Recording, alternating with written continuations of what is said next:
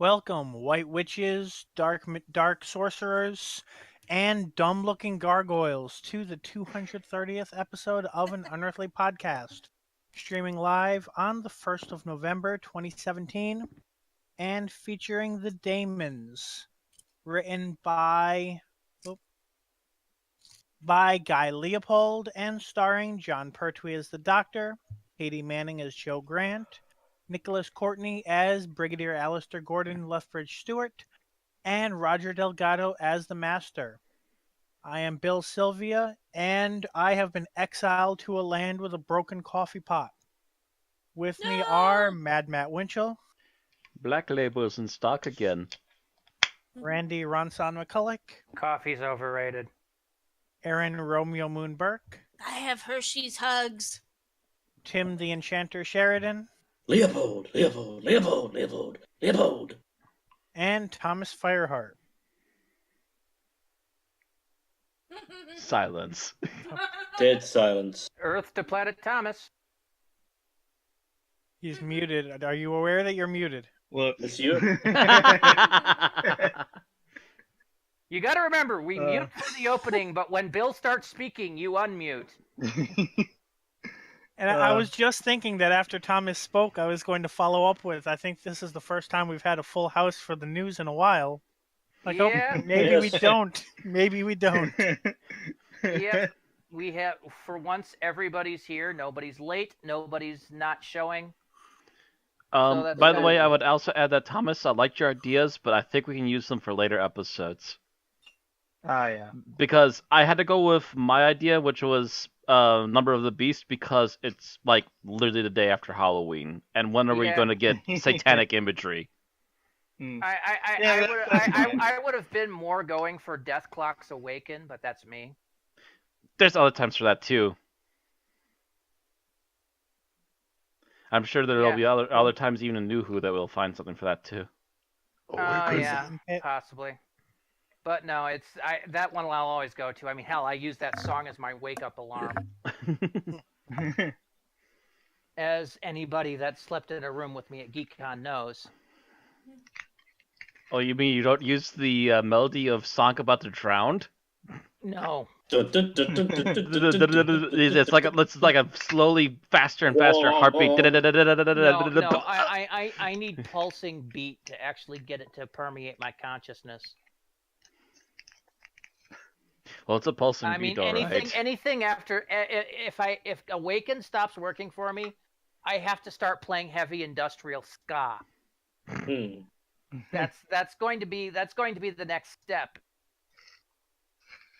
So, hopefully, it will never come to that. Anyway, so tonight's show, we'll have the news, which there's a bit of news. Some of it's real, some of it might be Memorex, we're not sure. We have a little bit in Geek Talk. My rant of the week, which I'm actually going to have a slightly open forum on it. Our 5-minute We're allowed to challenge. answer your questions this time? Yeah, 'cause this isn't Yeah. a what grinds my gears. This is more of a what the fuck moment.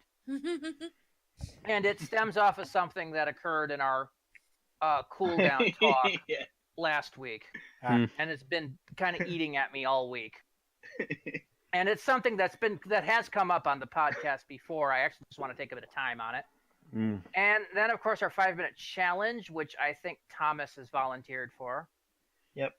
And then, of course, our review, our final thoughts, and our ratings for the episode. All right, so let's get started with the news. And we start with birthdays, of which we only have 2, and they're on the same day. And that would be October 28th, where we celebrate the birthday, first of all, of Matt Smith. The 11th Doctor turned 35. Matt currently is continuing his role as Philip Mountbatten, the Duke of Edinburgh, in the Netflix series The Crown. No word on whether he will continue to take over the electronics of the world. Nothing on Nothing that. yet. I'm pretty sure, considering how badly that movie did, no. Sadly. Yeah, I actually liked that movie. Maybe they'll announce him for Avengers 5 instead. That would be nice. Teens up and winds up saving Karen Gilliam's character. That'd be too perfect. Would be way too much. Or a villain on Legends of Tomorrow. No, I want him to show up and smack the shit out of freaking Rip. Rip Hunter. Yes. You went full bureaucracy. Never go full bureaucracy. Just something like that. Because somebody needs to smack the shit out of Rip Hunter. Yeah. I would love to see him do either role. All right, so the other birthday is a posthumous one, and this is Ian Marter, who played Harry Sullivan the first season of Tom Baker's run back in 1975, I believe. I believe so. Something like that. But he was a long enough companion to face Daleks, Cybermen, and Suntarans, so... Oh my. Yeah. You got Did he- at least a that's- trifecta that's- of popular ones. That's the Doctor Who Big Three right He there. never faced the Master. No. Didn't face the Master. Master was on hiatus as, the standing Master had died. Yeah, so. that's true. I don't know if they Was he knew they there were for going the to bring him back or Zygons? not.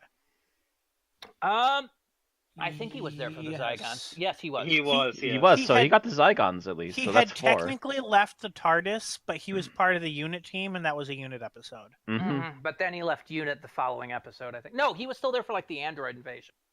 So Yeah. he basically was part of unit team up to the point that we didn't really see the unit team anymore.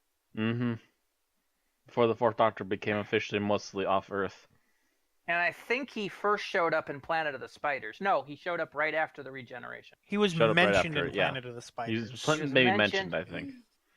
but not seen until the Fourth Doctor era. Mm-hmm. All right. Anyway, he would have been 73, but he died on his birthday in 1986 at 42. How much does that suck?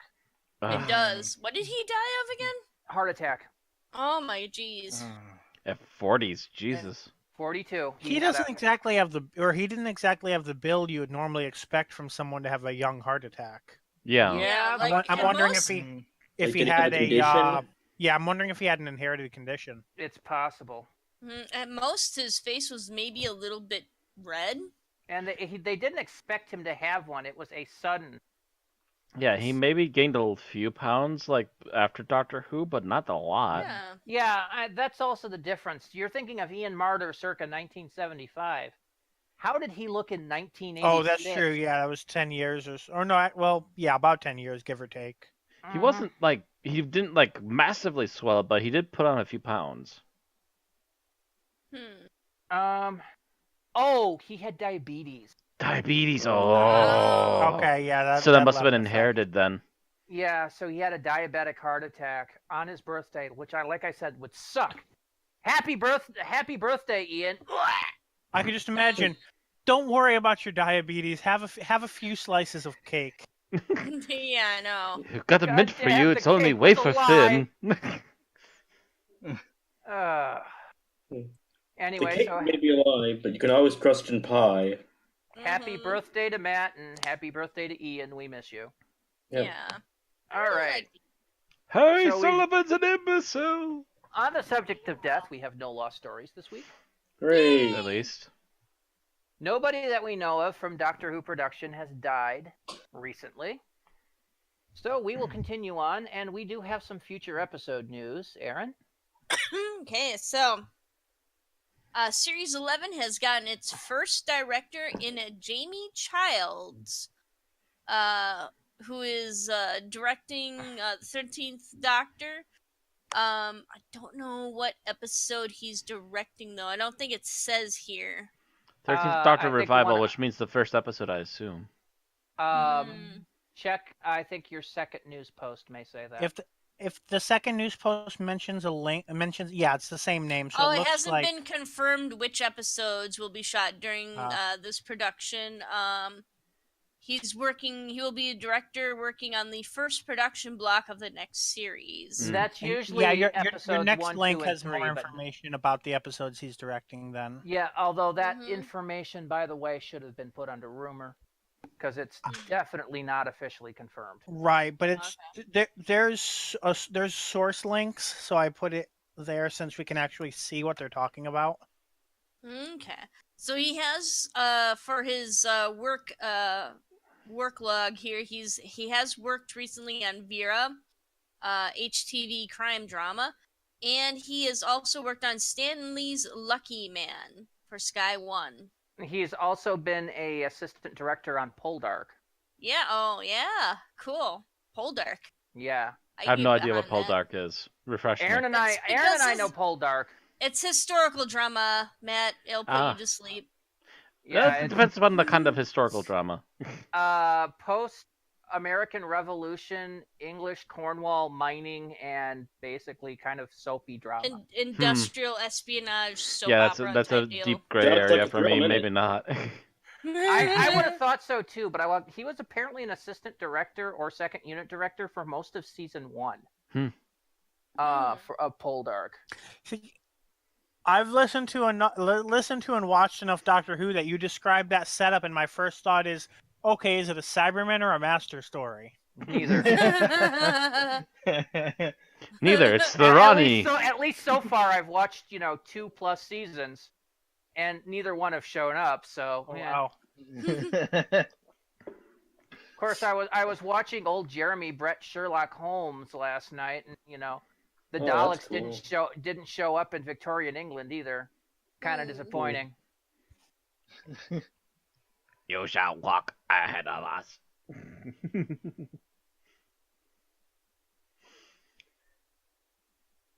Okay, so coming up next, this is kind of maybe a little bit of a rumor. So, it's basically talking about how Series 11 is kicking off with the before Christmas here. But Brilliant Ruther 2 on Twitter has been digging up a wealth of information too, and she's discovered that Block 1 of filming episodes for Doctor Who Series 11, which is also Jamie Childs is working on that, will consist of episodes 1 and 7 of the new series. That's really weird. Episode 1 is supposedly listed as 65 minutes long, as opposed to the 60-minute special that the BBC originally announced. Some reason they need additional 5 minutes. Episodes 1 and 3 or 1 and 4, but 1 and bouncing 7. clear ahead to 7. I'm wondering if it's something like something that they're planning on making serialized and not episodic. Seems really weird to me. To me, that says it's something like scheduling. They have to return back to a location, kind of like how the beginning and toward the. Oh no, actually, I'm mixing up seasons there, but kind of like how episodes like 10 and 12 of Series 7 or Series 7, I think, were set in the same place. I'm thinking it might be something like that, where there's some reason where they have to return to a location shot or something. I'm willing to bet Or it's to a something to set. do with scheduling, whether it's a location possible, or if too, it's if there's a actors guest. or if it's even the director. There's something to Yeah, do with that's scheduling, which possible. requires a weird number Like maybe there's a guest star that is only available for those two this episodes specific at that block. particular time. Yeah. And then Yeah. maybe they'll be filming, I don't know, Game of Thrones, hopefully. Yeah. Really depends on who, doesn't it? Yeah, it really Yeah, does. it depends on who's visiting. Yeah, and Daily according Mail, to... don't take what I said and make an article out of it. I have not confirmed the Game of Thrones actor appearing in Doctor Who. If it shows up on the Mirror tomorrow, Bill, I am so going to kick you. Oh, Even man. if it gives me a heart attack, I'll frickin' kick you in the dick. All right, so further into this article, it's mentioned that Asha Kingsley's online resume says that she will be playing the character of Sonia. So I'm not quite sure. Which literally means nothing. It's a generic human female name. Yeah, and you can, Also talking again, a about lot of Sonya this from seems to Mortal be taken Kombat. from Twitter and all that stuff. Take it with a very big grain of salt. salt. I'd take it with a block of salt lick. Yep. Yum, yum. Hey, they gave us more of a source than the average Mail or Mirror article does. Yeah, Yeah. but the source is a freaking blogger. Yeah, but no. keep in mind that most of the news we get during filming is from people's social media accounts, and this is from someone's social. So it's not like it's any less of a source than our average. Hey, hey, this person was spotted on set article. Yeah, but usually they have pictures to back them up. Yeah. All right, moving on to the next article. Joining Chris Chibnall will be fellow Broadchurch alum Sam Hoyle as producer. Yes, that's right. It is he will be the new, or no, she will be the new producer, co-executive producer alongside Matt Stevens and Chris Chibnall. So it'll run for a reduced 10 episodes in autumn of 2018. That's, again, Series 11.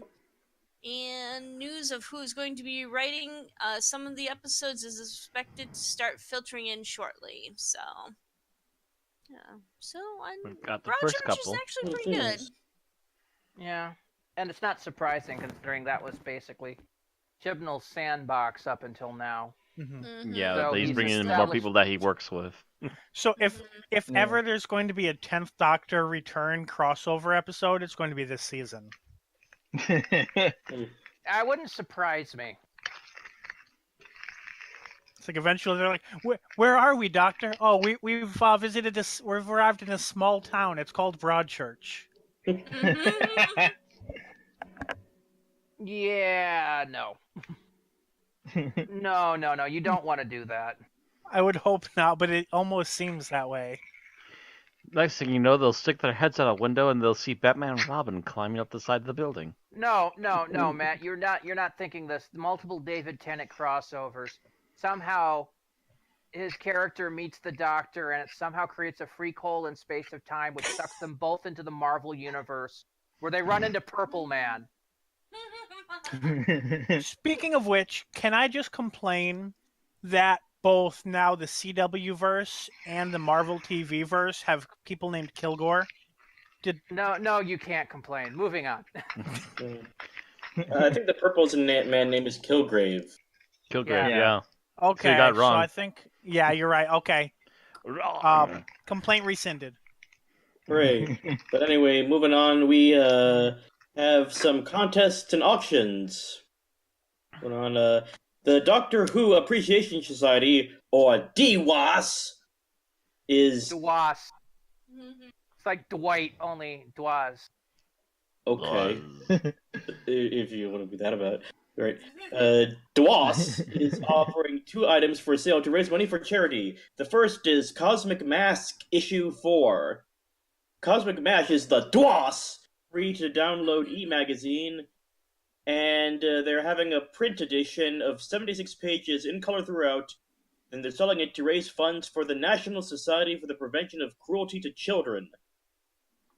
Good cause. Nispick. And- I don't know. It does an acronym well. And it can be brought from the DWAS eBay shop. The price for UK delivery is £6.99. This Nispick. Yeah. Also being offered to raise money for the Multiple Sclerosis Trust is the DWAS 2017 Christmas cards. It is drawn by Kevin Mullen and features a TARDIS Christmas Advent calendar. Yay. And this charity has been chosen by Honorary President Colin Baker. And the Christmas cards are also available on the DWAS eBay shop. And again, they're £6.99. Yep. And Multiple Sclerosis Trust, MST. Gee, get a 3 and a K in there, and you got a proper one. This is $6.99 for 5 to a UK address. So you can send out the special Dwas Christmas cards. Dweezil, Dwazzle, Dwazzle, Dwas. Blaz. Always nice to raise money for good causes. All For the right. children. Next one. All right, so that's events. Okay, so the cereal that is pronounced multiple different ways within the cereal itself Tom It Baker is going- says Shada, so I'll go Tom Baker. is going to be announced or going to be released on the big screen in Australia. BBC Worldwide ANZ, which I'm thinking means Australia and New Zealand, and Mhm. Charmel Films have announced a limited run theatrical screening, so I'm guessing that's their equivalent of a Fathom event, Probably. which combines live action footage with hand-drawn animation. We've discussed this a few times, but for those who are joining us for the first time, this is the story that was intended to be Douglas Adams' swan song on Doctor Who, but was never completed filming due to a crew strike, and then Douglas Adams was sacked. Mm-hmm. By John It- Nathan Turner. Yep. Because he's a douche. It's Or been was a douche. released in a few different ways, but this is going to be the closest to the original intent yet. Following his sacking, Douglas Adams got very, very drunk and then proceeded to write Life, the Universe, and Everything. Yep. To deal with this- his issues. This will premiere in vent. cinemas on November 24th, and information on which cinemas are participating and how to buy tickets can be found on the Charmel Films website. All right. All right. So, in a very appropriate news article for tonight's episode, the aforementioned 3 DVD special, which I think we mentioned a couple of episodes back, Mm-hmm. the Daemons of Devil's End, is going to be released on the 13th of November. 3-disc release from Real Time Pictures contains 2 unique productions and features stars including John Pertwee and Damaris Heyman reprising their role as the Doctor and Olive Hawthorne from the 1971 story The Daemons, which we're reviewing tonight. Disc 1 is a brand new drama production, White Witch of Devil's End, starring the aforementioned Damaris Heyman. Disc 2 is the long-awaited DVD of the classic documentary Return to Devil's End. Filmed around the village of Aldbourne in 1992, this production stars John Pertwee, Nicholas Courtney, Richard Franklin, John Levine, and the Daemons director Christopher Barry. Nicholas Briggs takes the cast and director on a trip around the locations that the Daemons was filmed. Deftly gleaming stones and anecdotes about the filming of the classic series in 1979 or 71, including interviews with villagers and rare archive film and photos. The documentary has been praised as one of the best behind-the-scenes look at the making of Doctor Who ever produced, and that probably includes a lot of the stuff, the confidential stuff we've gotten since New Who came out. Mm-hmm. Both of them have bonus features. The third disc contains video of conventions held in Aldbourne to celebrate the Doctor Who and the Daemons. So you've got disc 1, The White Witch of Devil's End. Disc 2 is Return to Devil's End. Disc 3, Daemons Revisited. So this is actually a re-release of an old fan-made video, essentially. The White Witch of Devil's End is a new production. Return to Devil's End was a documentary that was originally released in 1992 and is now being re-released as part of this package. And then the Daemons Revisited is convention footage from the actual village that this was filmed at. So it's a combination of new and old stuff. Yeah. So all the pictures of Patrick Troughton down here, not Patrick Troughton, John Pertwee down here are from the Return to Devil's End. Then probably. Unless them they might be from the filmed actual- White Witch in the 90s and just never got around to finishing it until now. It says it's a brand new drama production, so Right. So that means it's the first time release, but that doesn't necessarily say when it was filmed. no, because if they'd filmed it in the 90s, they would say never before release. Mm. That So depends. I'm getting the feeling that it was filmed now. One would assume it was filmed now, but that depends upon if they said that Patrick Troughton, God damn it, I keep wanting to say Patrick Troughton. John Pertwee was supposedly in it too, so unless they're recycling all the footage from No, they BBC. only said that White Witch was starring Damaris Heyman. Mm-hmm. John Pertwee was in The Return to Yeah. Devil's End. It says 2 unique productions and features stars including John Pertwee, so that means he's on one so of the they're discs. they're trying to muddle it. Okay. Yeah, it doesn't necessarily say he's on disc 1. He's somewhere in the box set. Yeah. Yep. That's annoying. You can't expect John Pertwee to be in a new production now unless they manage to digitally recreate him, and that still costs a fortune. Ask Disney. And apparently it can have drastic side effects. Well, not for John, but yeah. People watching Any will suddenly drastic get side the effects? well, the side effects being the what you call it. When I say side effects, I'm referring to the fact that Carrie Fisher was taken ill like right after Rogue One came out. Oh, yeah, that's right. Yeah, but I was. I didn't realize it was right I after wasn't Rogue One. talking about doing it on live people. I meant I meant doing it on people. I was thinking Peter Cushing when I mentioned that, or yeah, they did it to Jeff Bridges for Tron, and it worked okay. Yeah. In both cases, a lot of people were getting the what is the fact that where it feels a little off-putting. Yeah, they both kind of went into Uncanny Valley a little. Uncanny Valley, that's it. Was there any in the new Blade Runner film? Because that's where you could probably get away with it. Not that I'm aware of. I didn't see anything on that. I was actually watching the person that they reused, and I didn't really get the Uncanny Valley feel from her. All right, so now we move on to magazine comics, and Aaron, that's you again. Okay. Let me just sit up here after laying down in my nice comfy bed. Don't fall asleep.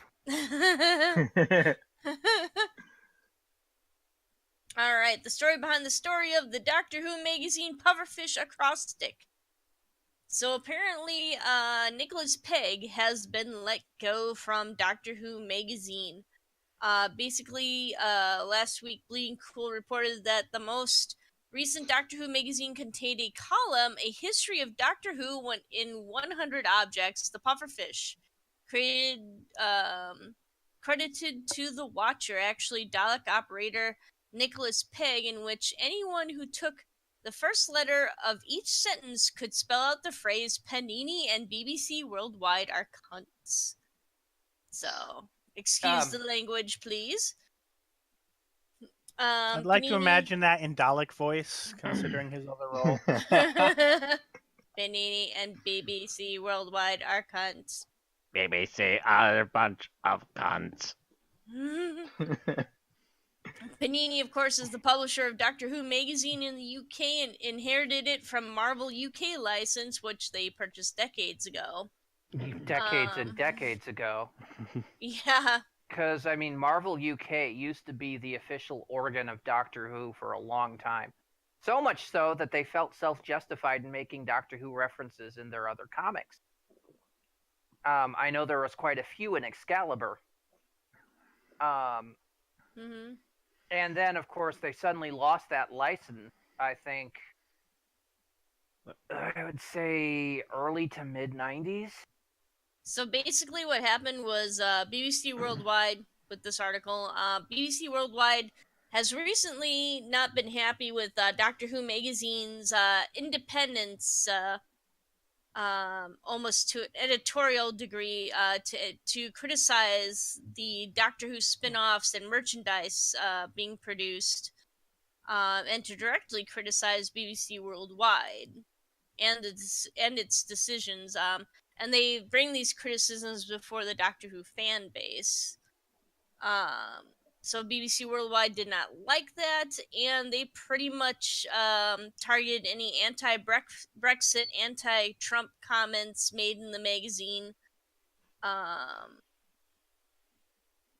interpreted them as being politically biased and against BBC guidelines. So, Jesus. yeah. Well, it could be that they're trying to be like, oh, well, we don't want politics in our stuff, but at the same time, it does kind of come off as a little bit pro-right-wing itself by doing that. yeah, I mean, what would they be bitching if somebody had posted a pro-Brexit or, you know, a pro-Trump comment in the magazine? Would they have protested as much or not? That's the big question. Are they doing this because they want to be completely apolitical, or are they doing it because they're actually pro-conservative? That's the big question.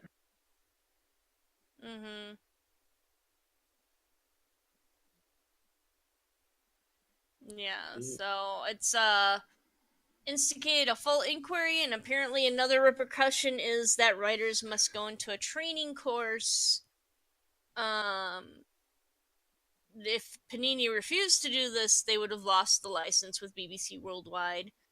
And one of the reasons people are so agitated also is that some cuts are being demanded of the magazines and such, so...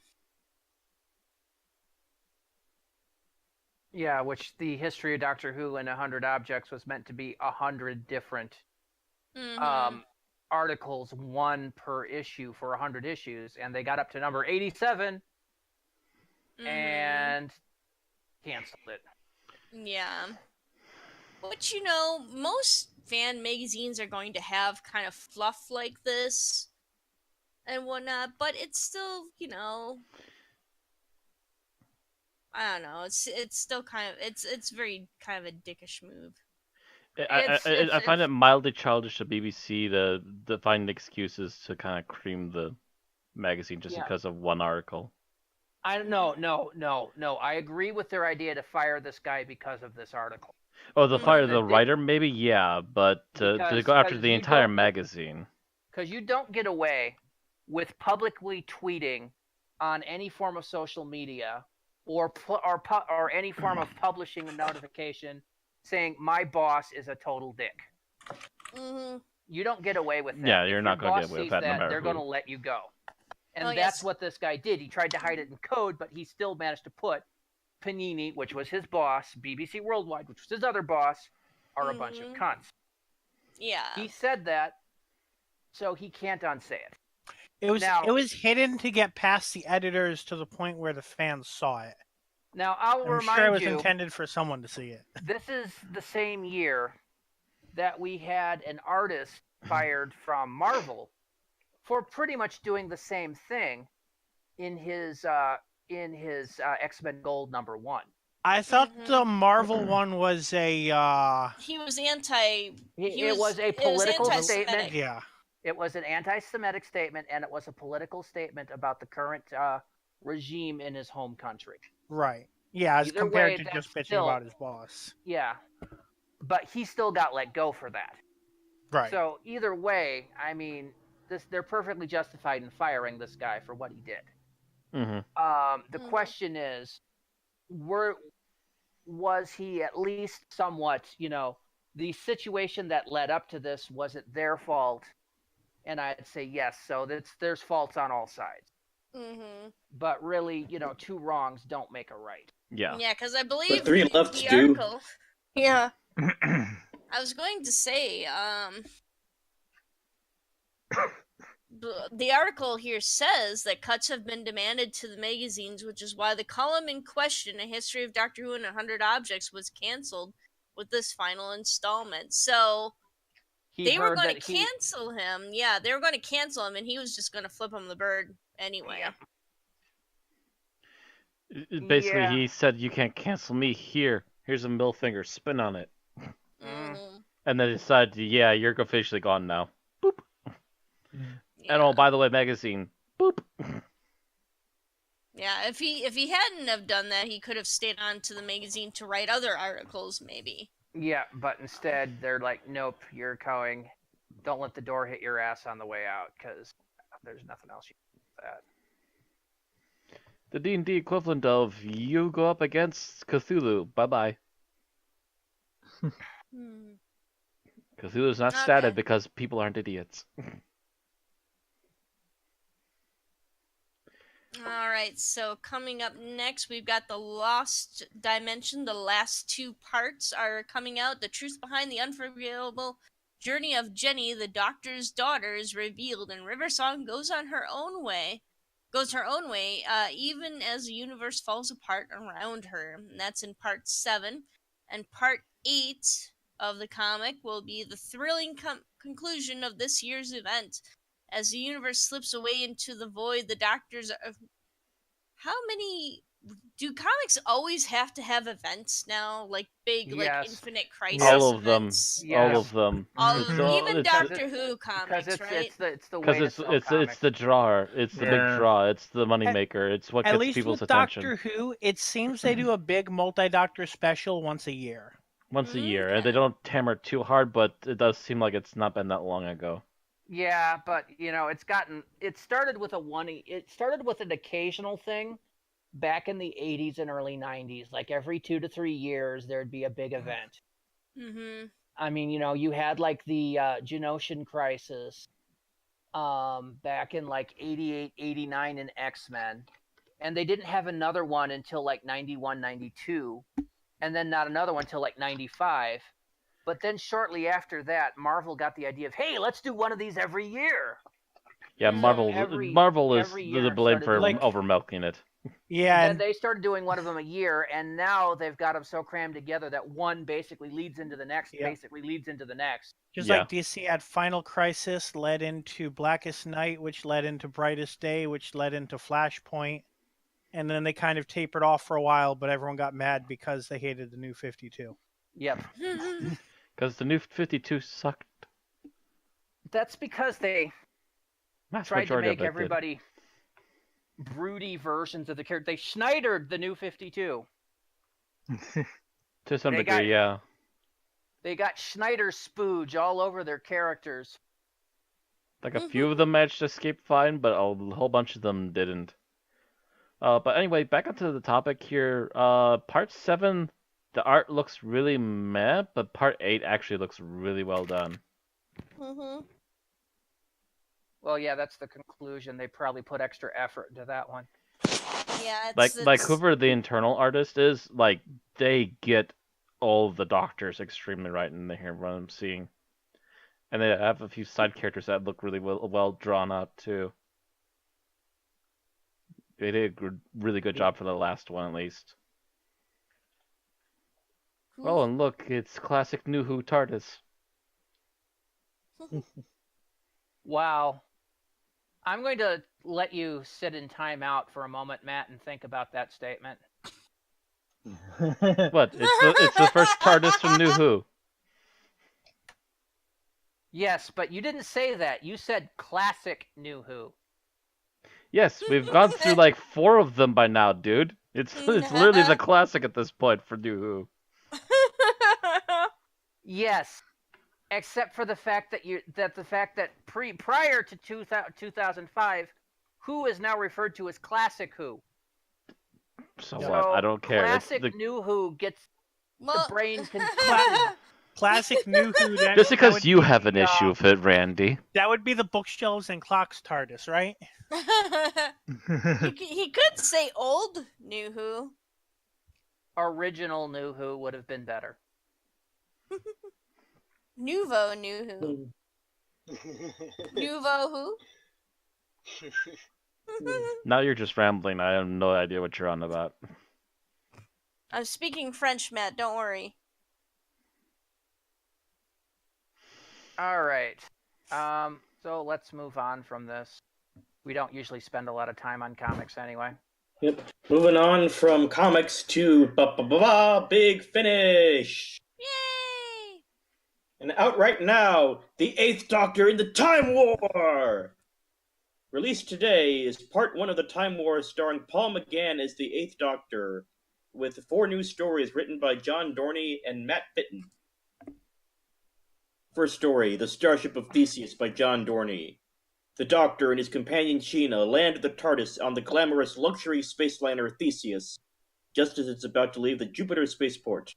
But when a disturbance catches their attention, they realize sinister events are taking place on board. Can the Doctor and Emma solve the mystery, or is there something else they should be worrying about? Number 2, Echoes of War by Matt Fitton. Colliding with the full force of the Time War, the Doctor crash lands on a jungle world with a ragtag band of refugees. Luckily, the Doctor has friends. Not only plucky scientist Bliss, but another, much more unlikely ally. Its name is Doll... ... And then there's The Conscript by Matt Fitton. Cardinal Olistra has a new tactic to persuade the Doctor to join his people's fight. With his friends locked away, he has been conscripted to get alongside fellow Gallifreyans to train for the front lines of battle. Can there be any place for dissent when the Time War looms so close? Finally, there's One Life by John Dorney. As the full force of the Time War crashes down around the Doctor and his friends, a desperate battle for survival ensues. But not everyone is playing the same game. Olistra is after a weapon that could end the war in a stroke, and she'll sacrifice anyone or anything to take it back to Gallifrey. Even the Doctor! Surrounded by Daleks, and on a tortured planet, only one man can save the day. But he doesn't want to fight. All right. And it's available now for £23 on CD or £20 on download. Or apparently 88 on CD, 80 for download for the full part 1 through 4 as they become available. Which I think is one a year. Well, it's the part 2 is a little ahead of time. It's going to come out July next year. This one comes out in October, or this one came out in when was this? 26th October. So it came out at the end of October. Mm-hmm. The next ones will be released in July, so there's only 9 months, 8 months, something like that. And there's no question of the other Time War Doctor releasing anything anymore, so they're probably going to make sure it's a little faster than the original plan. Mm-hmm. Well, I don't think there's any worry about Paul McGann falling over and dying, but right. No, but nothing that we've heard of lately. What I mean is, if Hurt and McGann were both putting out box sets, they would have 2 a year and still one, and not want to go any faster. With only McGann, then they're probably going to want to go a little bit faster. Depends about what his schedule is. Big Finish has a lot on their plate, so yeah, they might have taken what would have been. Although, yeah, that said, they are doing 2 separate 8th Doctor ranges at this point because there's still supposed to be a Doom Coalition sequel happening starting soon. I don't know when. Yeah, I think they're probably going to keep that annual schedule. Also doing 2 Time War stories since the Master's getting his own one this time, too. Mm-hmm. Yep. Mm-hmm. And we're not sure how long that line's going to last. We'll see how well it goes. All right. Moving on to some upcoming releases. Coming soon from the world of Doctor Who is Jenny, the Doctor's Daughter, starring Georgia Tennant, Nia Moffat, who first appeared in the BBC episode The Doctor's Daughter, if you may recall, from Series 4 back in 2008.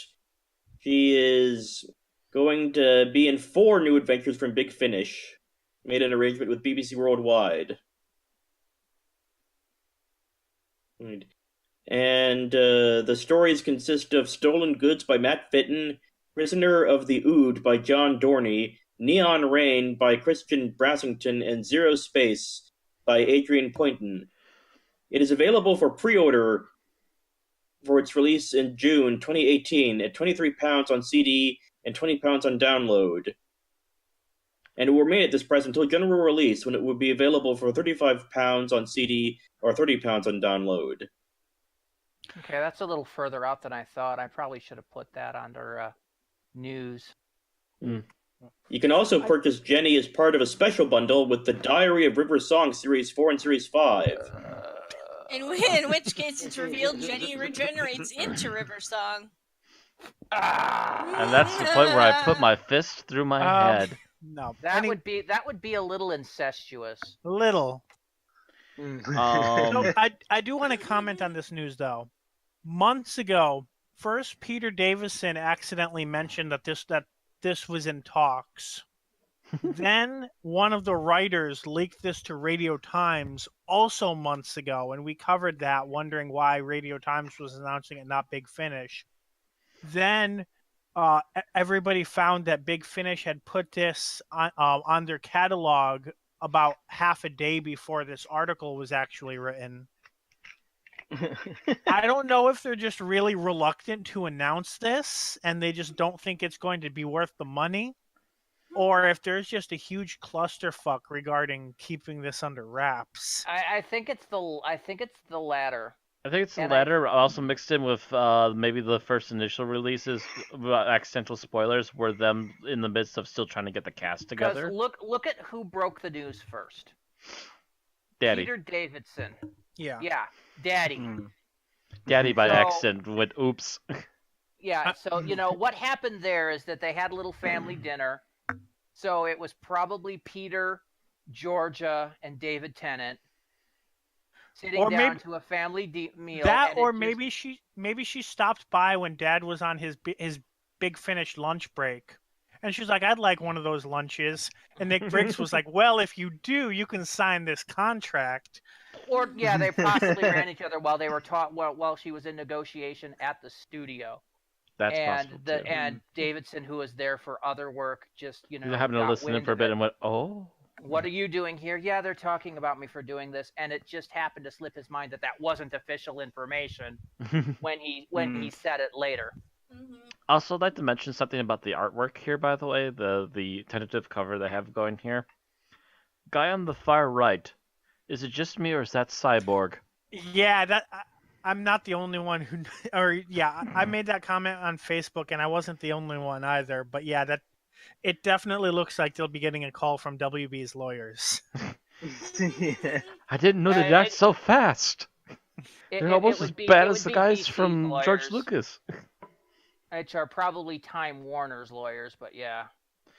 Time Warner Brothers, either way, it's the same company. Yeah, I The know, Warners it's will just be breathing down their necks. It's just a matter of who at what level do the solicitors function at. Right. You'll be hearing from the Warner solicitors. Of course, I find it funny that this will be released a full decade after her first appearance.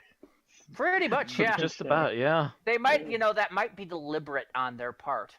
Yeah. Waiting the 10 years and just go, yeah, BBC, you're not Although, doing anything I'm- with this character. Can no, we have no, it now?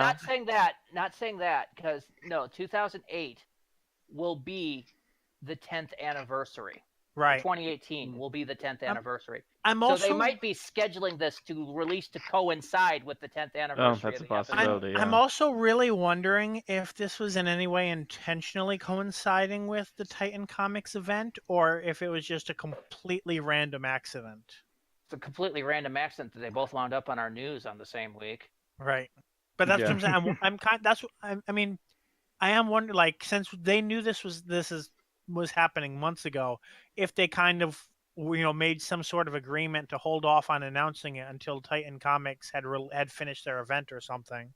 Or was wrapping up the event. Yeah, maybe that's a possibility too. Like, I've never heard of them working with the comics before, but that doesn't mean it couldn't happen. I'm thinking they probably didn't want to actually release news of this till after the new year. They're going to deal But with because their of all the Christmas stuff and debacles behind it, everything, but because they've everybody been forced kept to release fucking it. up and assuming the news had been already released. Mhm. Right. They just said, "Screw it, Mhm. we'll release it." We'll Because officially I'm say it's looking. I'm happening. looking at the date and going, "Wow, this is early for one of their upcoming releases." Usually, this would have been January or February news, so I think it's just a little ahead of time. Yep. Anyway, moving on. Moving Speaking on of the to- Master. Yes, the Master. It has been revealed by Big Finish that cast and story details for the new Gallifrey Time War series is directed by Scott Hancock And it will feature the return of companions Romana, played by Lala Ward, Leela, played by Louise Jameson, and Ace, played by Sylva Aldred. And these people are joined by the War Master, as played by Derek Jacobi, and Irving Braxiatel, the Doctor's brother. Braxiatel was first introduced in the Virgin New Adventures, a series of novels published during the Wilderness years. I do just want to interject real quick, because that's kind of an editorial comment there. I'm pretty sure Brax is only canonically the Doctor's brother in the novels. I'm pretty sure Big Finish has never said that until now. Yeah. That's interesting. And you notice this is not a Big Finish article, which is also the only reason why I haven't pre-ordered this yet, just because I'm waiting for them to say it. Yeah, we'll wait and see what they have to say about that. Because that just suddenly strikes me out of nowhere. Yeah, I'm wondering where they got this. I'm pretty sure they're a reliable source, or I would have put it under rumors. But at the same time, I don't think they say any names of who they spoke to either. Yeah, gotta wonder there. Oh my god. I'm sorry, I'm looking at their tweets on the right there. And apparently they're releasing a novel based on the Douglas Adams Doctor Who and the Cricket Men, which was an idea he had, was bandying about when he got fired from Doctor Who. Took the concept and recycled it into Life, the Universe, and everything. Mm-hmm. I think we had discussed that at some point in the news that it was coming up. So I think it might. I'm not sure if it's out now or what, but they have at least an advertisement picture for it. But other than that, I don't know how much details are actually finished yet. No, it just hurts my brain because, as far as I know, there were no, old scripts or anything for him to work on, so he must have completely improvised the novel, James Goss, I mean. Unless there's like some sort of like really old, very rough. There was probably an outline. Basic outline or something. But anyway, moving on to the last bit of news for Big Finish. Alex Kingston is playing River Song in the Series 4 of the Diary of River Song, to be released in August 2018, and she is going to meet the Fourth Doctor, as played by Tom Baker, in a new series of audio adventures. Meanwhile, Series 3 of the Diary of River Song will be released in January next year, and it will feature the Fifth Doctor, as played by Peter Davison. Tom Baker doesn't seem to be sure what to even think of this. Yeah, and these particular things really seem like a milking cash cow to me. Because remember, can I just ask something? Go ahead. How can she meet the Fourth Doctor, the Fifth Doctor, when wasn't it established that the 10th Doctor was the first time the Doctor met River Song? Correct. Yes. I was about to say that. Oh, I'm sorry. And that River Song said that was the youngest she'd ever seen the Doctor. And she could tell because of his eyes. Then they had a video game where she met all 11 Doctors, and then they kind of threw that whole thing out the window. Which I find to be really stupid. And the fact that Big Finish is running with it makes them just as stupid. Yep. Or greedy, because they're just doing it for, cash grab. I would have to give these a try and see what these audios were actually like, but for the most part, as far as I'm concerned, it's more River Song and more freaking Mary Sue garbage, and it's just like I can't be bothered. Though I am now wondering if the next set they announced is going to feature Tim Trevor, and then the next one is going to be with Fraser Hines. Probably, and then the next one is David Bradley. Yeah. Mm-hmm. Speaking of which, I say eager to move on to the next news article because I hate talking about River Song. Very recently, David Bradley was asked, I believe at a convention, yes, at the MCM London Comic Con, where he was appearing with Claudia Grant, his Adventure in Space and Time co-star, whether he would come back to do more Doctor Who if asked. If the BBC asked him, would he do more Doctor Who? His response was, If they asked me, yes, I'd bite their hand off. I think it would be fun. I'm very happy to have been involved in both Doctor Who and An Adventure in Space and Time. It's quite something you never expect in your career. Something you watched when you were young and never imagined you'd be involved in. Something so iconic. As I say, it's a late treat. Someone wanted to do that? I'd be very interested. Yeah, of course. And then... Finish will probably come knocking then. Oh, they already have. He's already been Knocking out signed. the door. Oh, right. But this is if the BBC asked him to do. The BBC asked him to come back some more, yeah. Yeah. And they asked why he's so eager to keep playing the Doctor, and he cited that Twice Upon a Time was one of the most rewarding acting jobs he'd ever had in his career. And I'll remind you, his career is long. It's probably the only role he's had where he didn't have to play an irredeemable douchebag. Or at least the grumpy first old one in man. a long time. Yeah. He got to play a grumpy old man that has redeemable qualities. Yeah, and if you think about this, I was thinking about this when I read the article. This is very much a parallel to Hartnell. Yes, very much. You know, known for playing these hard-bittered, like, military commander types. And then all of a sudden, the second season, he got in the light and up, and he enjoyed the hell out of it. Yeah. So, and Bradley's basically getting to walk in his shoes and Richard Hurndall's shoes, and he's enjoying it. He's enjoying it. He's gotten to do the character twice, technically, on TV, and he's also doing audio adventures now. So, of course, if the BBC offers him more chances to play it on screen, he'll do it. So he said the Christmas special is something he'll treasure. Christmas special is something I'll treasure. I haven't seen it yet, so I don't even know if it works or not. But the trailer looks quite promising, I think. At least he's being honest. Yeah. But, yes, so, you know, and from what I've seen, David Bradley is going to do, I mean, even if the script is shit, David Bradley is going to be the most impressive first Doctor we've had. Since Hartnell. Yeah, I mean, Hurndall was okay. He was good, but he wasn't great. Yeah, he was passable. But, God, Bradley sometimes frightens me. It's eerie how close it is, yeah. That Carl Urban frightens me doing Leonard McCoy. It's like he's channeling Hartnell. So, yes, I want to see more of that.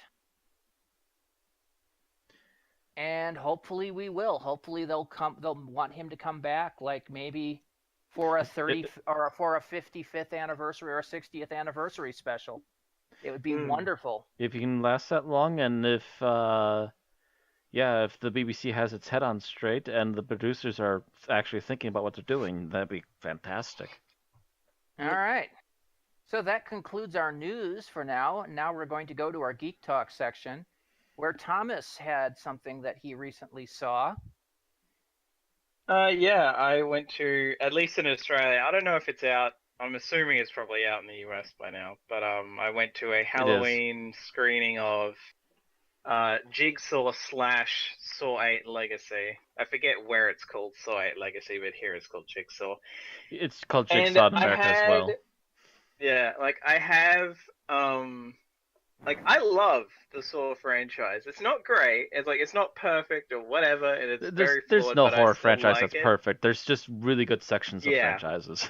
Yeah, especially for like a franchise that was released annually for 7 years. It's like you could do worse. And I went into this. It starts off a bit, but to be honest, by the end of it, I was like, you know what? Yeah, I'm actually glad that I went and saw this. This is out of the 8 movies, this is the second that I've actually gone to the movies to see, and I don't regret it. So if anyone listening actually does like the franchise, go see it. If you don't, then yeah, I probably would steer clear of it though. I've not gotten into that franchise. I'm still like, I'm a big fan of the older stuff, and I'm still working my way up to more recent stuff as it is. Puppet Master's probably going to lead me that way. I like Jim Sterling's take on the Saw franchise. Yeah, Jim Sterling is obviously a fan of Saw because he references it when he does Halloween specials. Otherwise, he does video game commentary and stuff. Yeah, it was never really my bag of tea.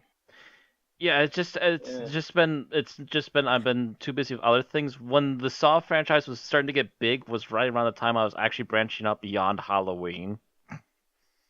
So I was still working on. I believe at the time I finally collected Nightmare on Elm Street in one box set, and then a couple of years back I finally got Friday the 13th and all together in one set, and the last couple of movies that I didn't have because they weren't Paramount. I think I know a maximum of 2 people that kept following the franchise after the 3rd movie. Like, I know quite a few that watched Saw 2, but by the time Saw 3 and 4 were coming around, most people I know had stopped watching. Yeah, I think it was around 4 and 5 that people started to weed off, and then I think it was 6 and 7 that people started to come back again, is what I heard. So I'm not totally surprised that 8 came about because 6 and 7 were actually doing relatively well again. I think that was also they weren't every year anymore. Mm-hmm. No, I'm pretty sure they still were. Either 6 was and then 7 they waited, but there was actually supposed to be 8, but then 8 got cancelled because 6 didn't perform well enough, and they had to cram all that into one movie.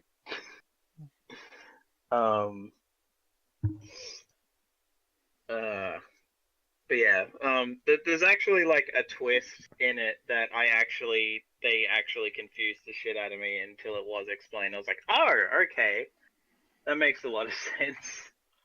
But yeah, generally, if you like the franchise, go see it.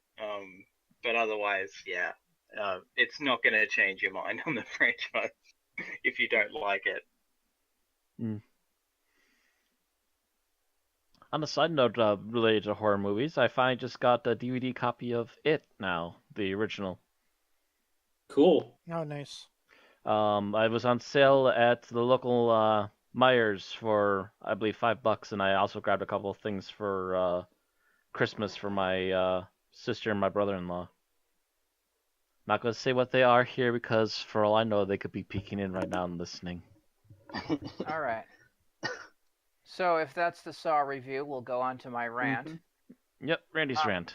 Okay, so as usual, after last week's podcast, we sit and we kind of continue our discussion in kind of an after thing. And what came up during our conversation last time was the Target novelizations of Doctor Who books.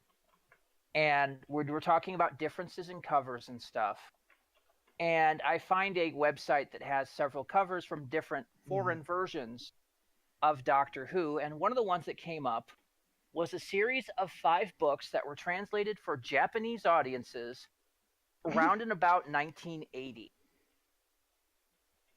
And what really struck me is it was obvious that the person that was creating these didn't see Doctor Who and didn't get Doctor Who.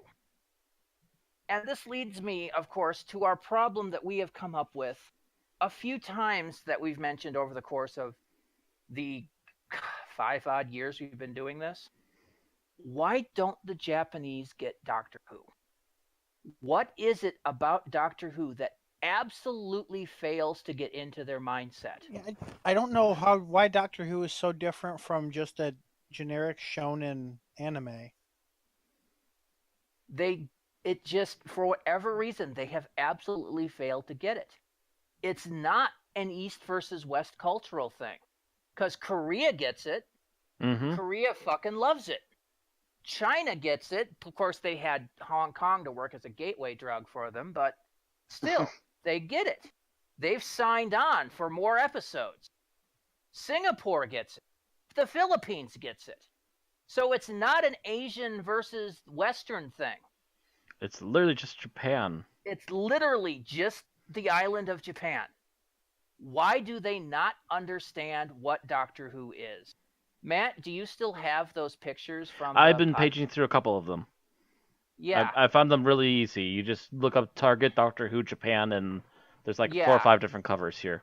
Yes, there are. And, the thing is, the original thing that I had put in the podcast, you had the original, the original covers, which had to do with the episodes perfectly. And you look at these covers, and they have absolutely nothing to do with the story. Basically, apparently, the Japanese philosophy was put a pretty girl on the front. Yeah, pretty much. Put an attractive female on the cover and barely tie it at all, if at all, to what's actually going on in the story. When Like, New Who here's came out, Japanese Day of the Daleks. Here's the regular Day of the Daleks cover. Regular Day of the Daleks cover totally makes sense. Third Doctor, 2 Daleks, and the one of the soldier guys that the Daleks were using in this story. Yeah, it just, what the fuck? This is the Doomsday Weapon. Yeah, it just absolutely makes zero sense. And by the way, the Doomsday Weapon, that was last week's, wasn't it? Yeah. Yeah, Colony in Space. Yeah, Colony that was in the one Space. that started So, it for us, yes. Nothing on here screams Colony in Space at all. Yes. At all. This is Doctor Who and the Daleks, which is the first Dalek story, isn't it? Mm-hmm. So I'm supposed to guess that that's maybe Susan? And that's stretching it. Yes. That's really stretching it. It's a novel, so I have no problem with them changing the way a companion looks. But they couldn't get the TARDIS right. They couldn't even get the TARDIS right, and that's a pretty basic standard thing for the series. Nor the Daleks. Nor the Daleks, because they're all floating little salt and pepper shakers instead of the actual grounded tanks. Pretty much someone told the artist, oh, a girl gets out of a police box, there's salt and pepper aliens. Mm-hmm. Oh, no, does it even... Oh, no, that's right. A phone box that says police, basically. Yeah, a red phone box that says police. It's not even an actual police phone box. It looks more like a British telephone booth. Yes, that's what it is. It was probably an artist who... do we have dates on these? They're circa 1980. Around the 1980s, so they should have known better. That's before Bill and Ted, then. Okay. Yeah, this was... these Japanese ones, the Daleks, I think, was the first one to release. And that actually looked to be the Autons one, April 1980. Autons the one. The Cave ones, May Spearhead. 1980. What? Spearhead from Space also is a Japanese cover. Yeah. And that legit has nothing to do with Spearhead from Space, other than the girl on the cover might be made of plastic. Looks like the Daleks was March 1980, actually. So, yeah, it looks like they were released in all in like March to August 1980. Yep, March to August 1980, and the thing is, though, this has not changed. When New Who came out, given the mandatory time to redub it and everything, it was released, but they put it in like the freaking 2 a.m. slot, and they killed it after 2 seasons. I don't even know if they did the first season. They might have just started with the second. Yeah, I'm not even sure if they did the first season, the thing is, which doesn't help any. They at least put good work into it, because the voice actors were famous voice actors. Mm-hmm. People I knew from anime were voicing characters, which was disturbing for me.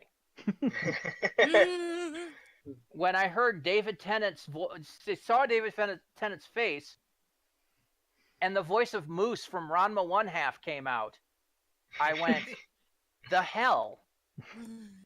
But still, they just couldn't get it. They couldn't latch onto it. I can't for the life of me figure out why. And I'm not even sure if it's the fan base problem. I think it's from what I actually found a thing where it says that there is a cult following for the show in the country. It's just that the people who are the production houses or the people who are releasing it just don't seem to understand it and are nervous about it and don't want to actually put the effort into it for releasing it or putting it out in the public where they can actually see it. So my message as somebody who likes a lot of what they get out of Japan, is to try and put some effort into releasing this. Try and take a look at the show and figure out what makes it tick. Because someone needs to sit down with a fully translated episode, with a few of the better fully translated episodes, and sit there and learn it. Find somebody English that knows Japanese, or a Japanese person that's lived in England long enough to learn the show, and have them sit down with you and explain stuff so that you get it, so that you understand, and so that you know who to aim this to, so you can join the rest of the world in loving the show. Yep. Let us help you help us all. Okay, I just had to get that one off my chest. It was just, you know. Oh, what's this one? I've just found like the 5th Japanese cover. I'm trying to figure out which one this is. Yeah, way to tease Bill with the broken coffee maker.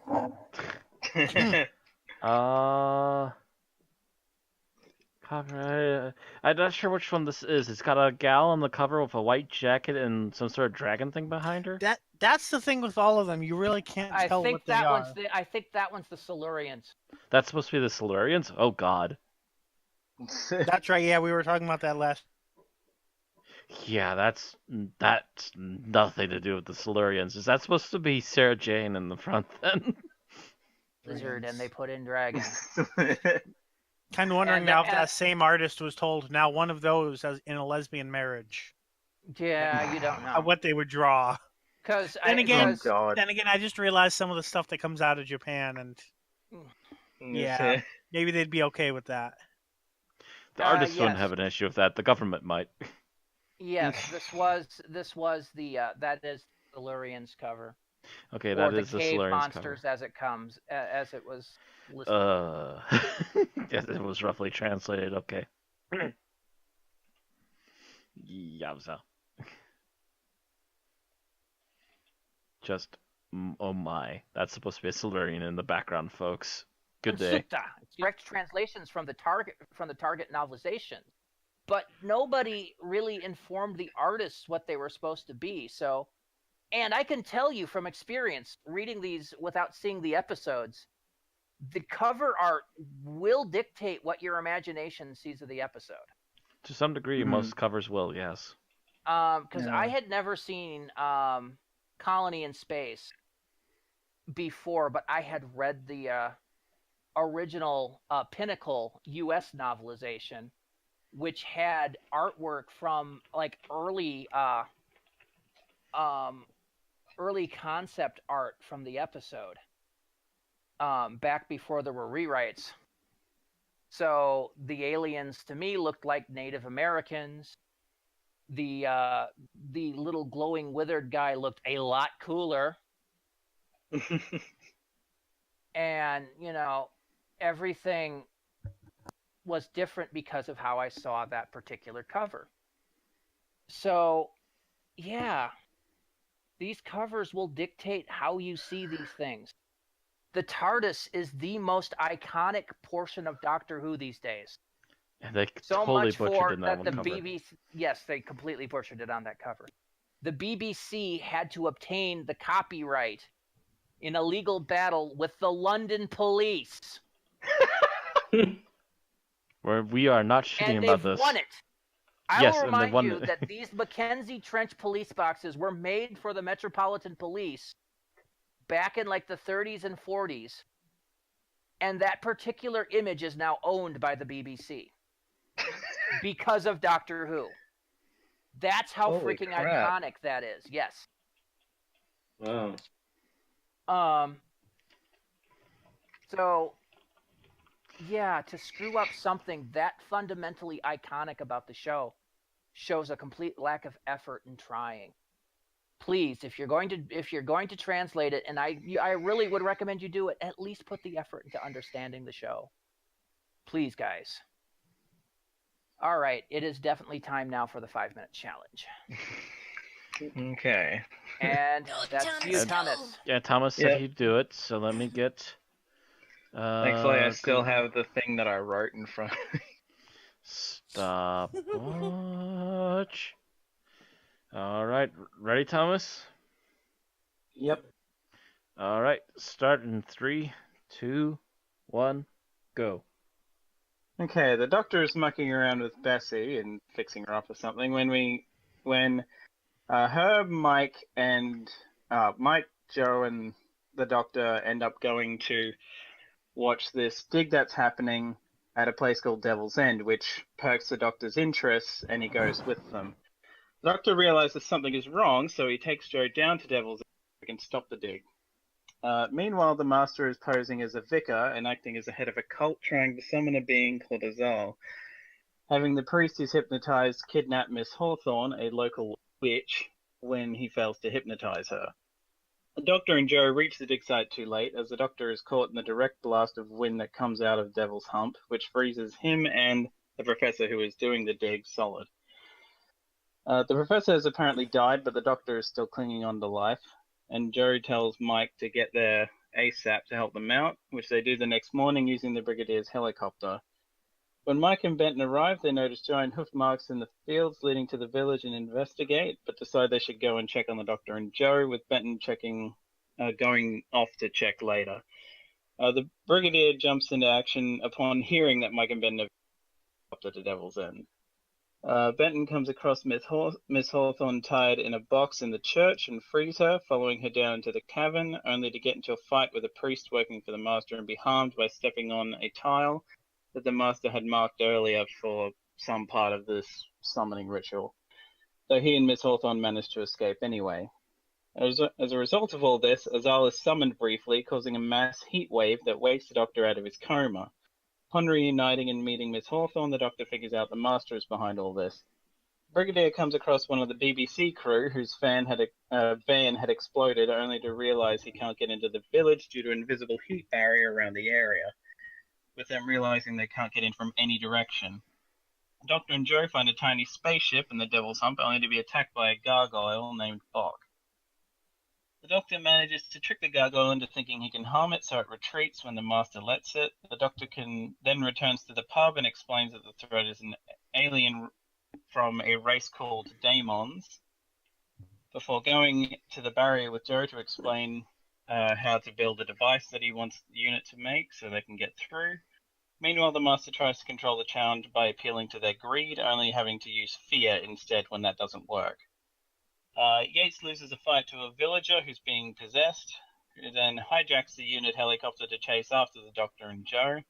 After a bit of a chase, the villager goes too close to the barrier and ends up him and the helicopter explode. But Joe, the doctor and Joe manage to avoid it slightly, but Joe is thrown from the car, essentially knocked out. Yates takes her back to the village, where she's given a sedative to help her rest. After this, the master is summoned as Azazel again, only to cower in fear as the village is rocked by some sort of earthquake or something due to the summoning. Despite the sedative, Joe wakes up fairly quickly and makes her way to the cavern, feeling compelled to go there. The master talks to Azal, asking to be given the power to rule the earth. Azal considers this, but leaves with a warning that if he doesn't grant the power, he will destroy the earth, which the master revels in because, either way he wins. The doctor continues to try and explain how to make the machine work to UNIT before heading back to the village, as Mike discovers Joe has run off to the cavern, making Benton stay behind as he goes after her. Joe makes her way into the cavern only to bump into Mike. Meanwhile, the doctor is shot off a motorbike that he was riding to get back and is chased into the woods, with his pursuer, who is Bert, the owner of the pub, giving up the chase and going back to the master to warn him. The villagers go about their May Day festivities, only to subdue the doctor when he returns to the village. Bert tries to convince the villagers the doctor is a black witch who must be killed, but Miss Hawthorne and Benton intervene to help save him. Meanwhile, Joe tries to interrupt the third and final summoning of Azal, but is unsuccessful, and he appears. Mike attempts to help Joe, but they are both captured instead, with Joe being offered as a sacrifice to Azal. Mike manages to escape the church and tells the doctor Joe is in danger, the doctor telling the Brigadier to hurry up the machine. Knowing people are coming for Joe, the master sends Bok out to keep them at bay, killing Bert in the process.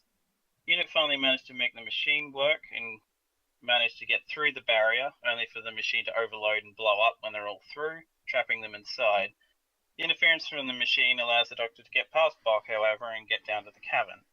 The Doctor talks to Azal, and Azal decides he wants to transfer his powers to the Doctor. When the Doctor refuses, because he wants Azal to leave, Azal finally decides to give his powers to the Master and kill the Doctor for his interference. Joe asks to be killed instead, which confuses Azal to the point that he goes into a blind rage. Everyone escapes the church, only for Azal's rage to make him explode and take the church with him. Azal's ship also blows up, which is considered to be a possible self-destruct mechanism of some kind. In the confusion, the Master tries to escape in Bessie, only for the Doctor to use his remote control to bring him back, and the Master is arrested and taken away. Most of the crew then join in with the May Day celebrations as Mike and the Brigadier go off to have a drink. The end. All right. Did it in 5 minutes, 43 seconds. I knew it'd be over 5, but... A little bit over, but it was a 5-parter, not a 4-parter. Yeah, that was still technically a long one. You couldn't do that without cutting out a lot of it.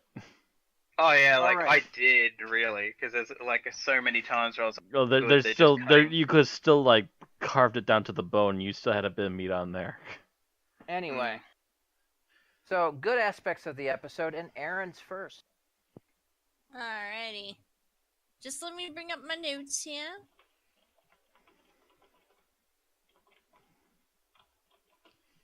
Notey notes. Alright, Daemons. Okay. So I did, one of the things that I liked overall was some of the kind of macabre humor, I guess is what I would say. For example, the policeman holding a rock, or coming out of his trance and realizing he's holding a rock and not knowing why, as he was about ready to strike the witch with it. Some little one-liners here and there. And also the the Brigadier's reactions to a lot of it. He's obviously really fed up with a lot of the weirdness that's going on in this episode. And I thought that was a lot of fun. You know, I think that's the Brigadier almost on every other week basis, is that he's like, oh god damn it, more of this stuff that I can't shoot really? down. Yeah, and it keeps it from getting too dark, because if you took out a lot of that humor, it could actually be pretty creepy. So yeah, especially, that's what especially I liked in an overall. episode like this. Yeah. All right, Tim, how about you? I really liked the performances and arcs of the incidental characters like Major Benton and Miss Hawthorne. That was Sergeant Benton, I think. Yeah, Sergeant Benton. Sergeant. Let's not make him an officer. Okay. He's a little bit above an officer. Yeah. No, he's a sergeant. No, he's an enlisted man. Although he does become a warrant officer eventually. I like the way, especially that part where he disarms the priest with that cool move, like, "Hey, you, follow me, hands up!" Like, "Ha ha, I know karate." Back kick, punch. Back kick, punch. Yeah. And I also loved how Miss Hawthorne remained upbeat throughout the entire episode, even when the Doctor came and pretty much like disproved her entire belief system, saying magic doesn't do science. It's like, oh well, like, look, the pretty flowers, yay! You know, there's something to be learned from that. I think. Looking for a good picture of Miss Hawthorne. Here we go. All right, Bill, how about you? So, I really like the premise of this episode. The whole idea of Doctor Who dealing with the occult, even the changes that were made because they were afraid of the show being viewed as too satanic, and that it essentially becoming Clark's third law of the serial. I don't even mind that, because I think it was a really interesting interaction, even if the Doctor comes off as being overly stubborn and pedantic. But like, that's not, I'm not saying that, I'm just saying I still enjoy the premise, even with that aspect of it. All right. Matt? I like the fact that Doctor Who tackles mythos like this every once in a while. If they would do it a little more often, it would actually keep the interest up, I think, a bit. Especially if they would actually have the Daemons reappear for something like this. Makes for a good Halloween episode for a series, I think. Yeah, I found the day that Aaron and I watched that to be singularly appropriate since we watched it yesterday. Mm-hmm. Yeah. All right. It's a good episode for our Halloween broadcast. It was a lot more appropriate than our watching on Halloween night, where we're sitting here trying to find a decent Halloween movie on Netflix and Hulu and Amazon, and the only thing that had anything was Amazon, and you had to pay for anything good. So we wound up watching Mr. Holmes instead. Yeah. It was still pretty good. It was still pretty good. It just wasn't really Halloween-y. I've spent my Halloween watching Voltron. Oh. I spent my Halloween doing homework and stressing about deadlines. Oh god. I think I watched this on Halloween. What else did I do? Oh, I believe I was filming some extra stuff for my upcoming reviews. I'm doing a review of Vincent Price's Theater of Blood and the original Psycho. Ooh, Theater of Blood. Fun fact about Theater of Blood: Vincent Price actually likes that movie the most of all of them he worked on. Yeah, it's pretty cool. He actually longed to be a Shakespearean actor, but the way he did horror movies got him typecast from an early age. Matt. But anyway, yeah. Off topic. Yeah. Thomas, I believe you were next.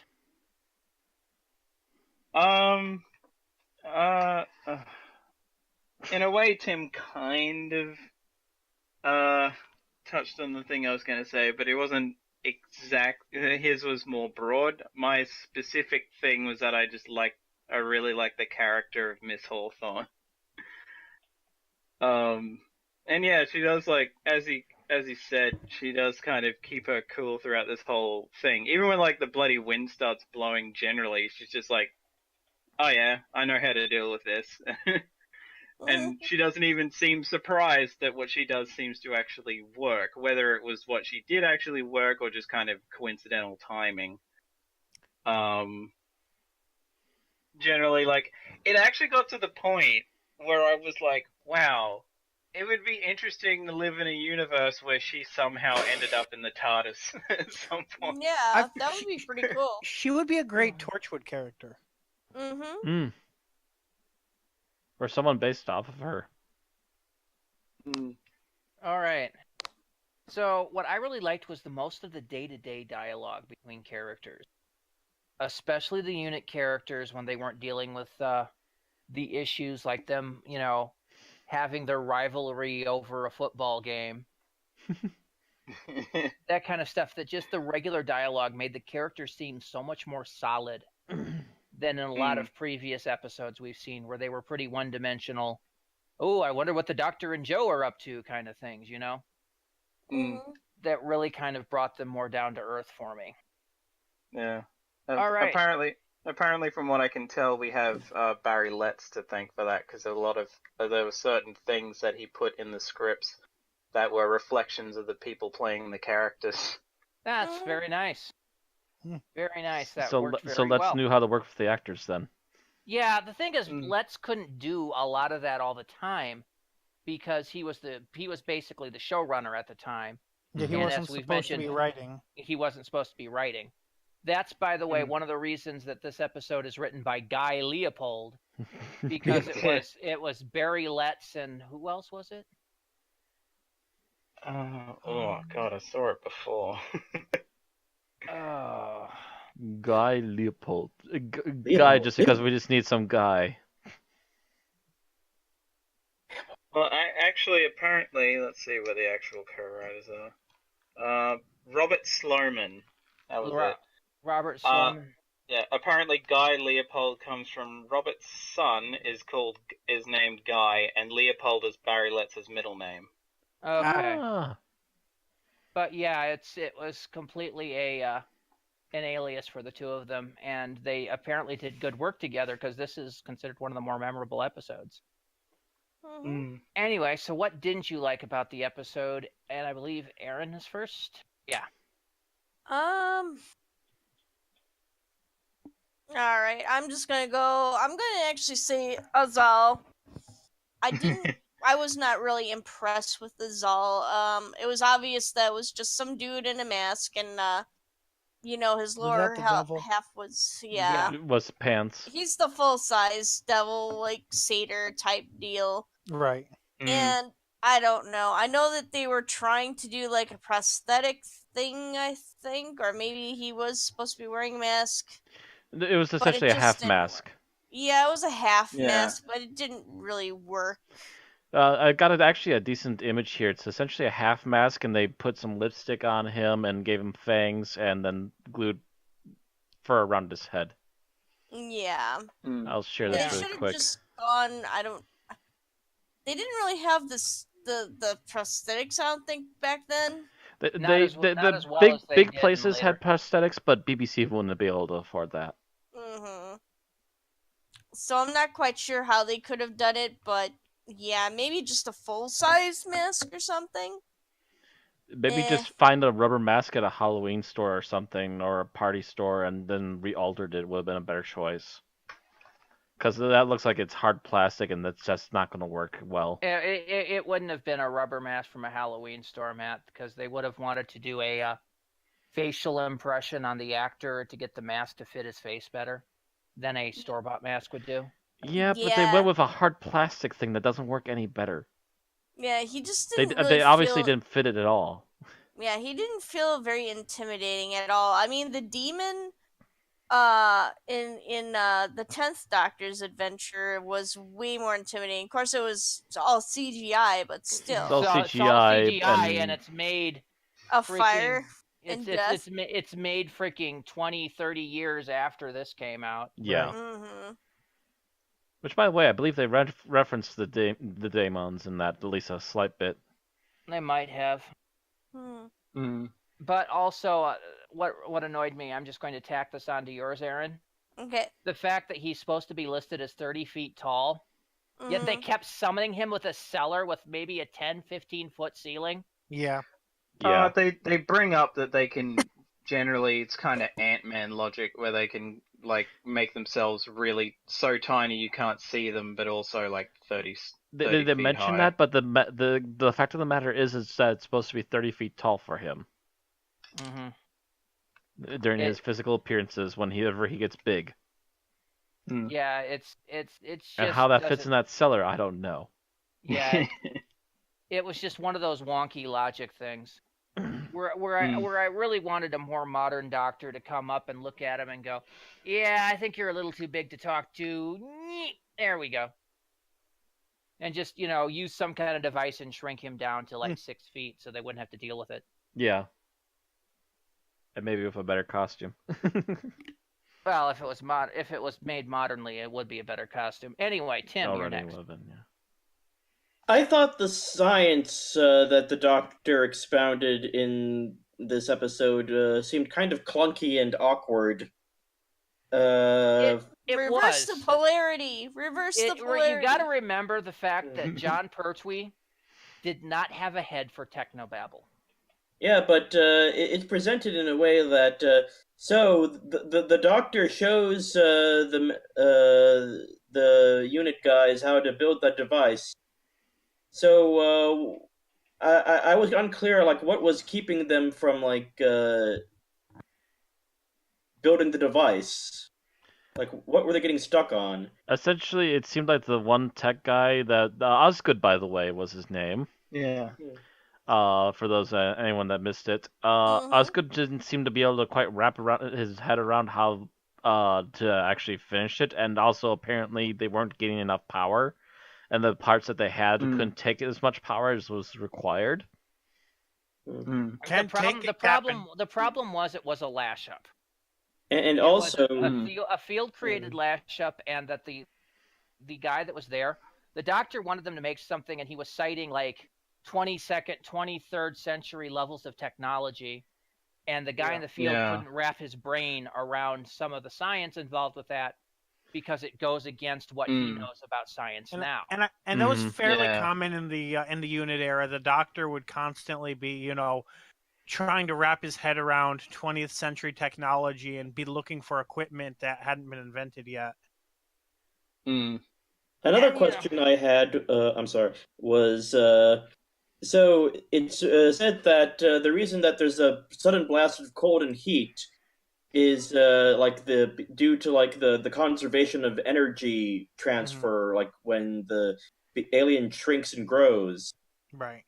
So how come there's never been a blast of cold or heat anytime anything else shrunk or growed on the show? Because it was using a completely different technology. Yeah. Different technologies, different methods. This was just mostly for the Daemons. I know when the Doctor tended to shrink and grow in, the Key to Time trilogy, he was using a relative dimensional stabilizer to alter his dimensions relative to the world around him. The So it's a TARDIS little more has effectively seamless. hammer space. It's part of the whole bigger on the inside bit.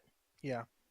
But making it But- external and harmless to the person that's using it. I Again, can't- Ant-Man logic. I can't tell you how the robot grew in Robot because I can't remember how he accomplished that. Because bullshit, as I recall. Because stuff. Because he reprogrammed himself, to quote To a Godzilla grow. movie. So he got hit by Rita Repulsa's staff. Yes. I was just about to say that. Okay, got it. All right, Bill, you're next. So I don't think anyone said this yet. The goofy fucking gargoyle with its tongue sticking Yeah, out. I didn't want to steal it. You're supposed people are looking at it like, oh, this is dangerous. It's so powerful. You can't possibly fight it. And then they zoom in on it with the fucking binoculars, and it's sitting there with its tongue hanging out. And I'm just like, I can't even remotely come close to taking this seriously. I'm actually seeing a real clear picture of this costume, by the way, and you can see the fingers coming through the gloves. They didn't even cover the fingers properly in this costume. That was my idea that popped into my head as seeing that gargoyle lurch around and playing the Manos Hand of Fate theme. Boop, boop, boop, boop, boop. No, he doesn't move slow enough. It's like I could just imagine Barry comes into the studio. They're like, guys, we're out of money. We can't afford a gargoyle costume. Hey, I got one for Halloween. It's at home. I'll go get it.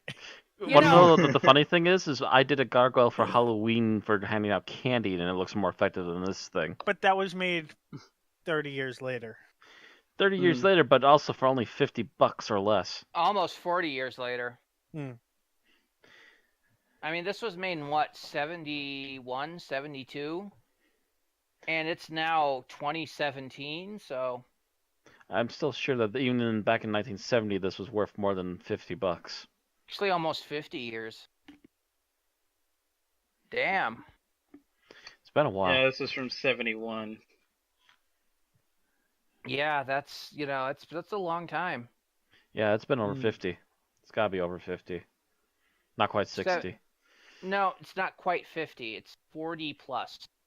Because 71 to 2001 is 30 years. To 2011 Never mind. is 40 Yeah, it's almost years. 50.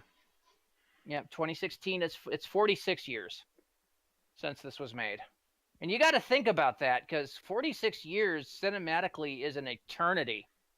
Mm-hmm. But yeah, I would have done something. If anything I would fix about that costume in particular, I would totally redo that head. Because just no. Well, the thing is, I bet they were basing it on actual gargoyle statues. And a lot of them did have their tongues sticking out. And it was supposed to be an animated statue more than it was like an alien being or anything.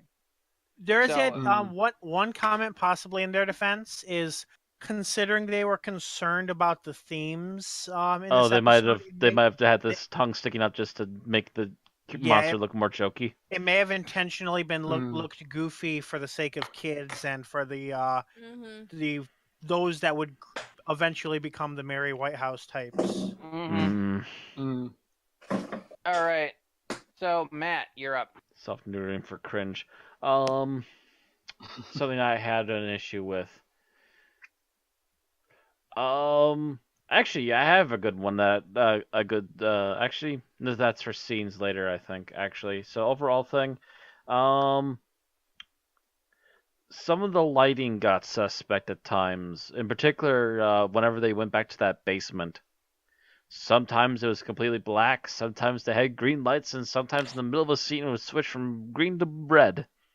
Well, the red light was supposed to represent looking at things through box eyes, I thought. Or not box, Azal's.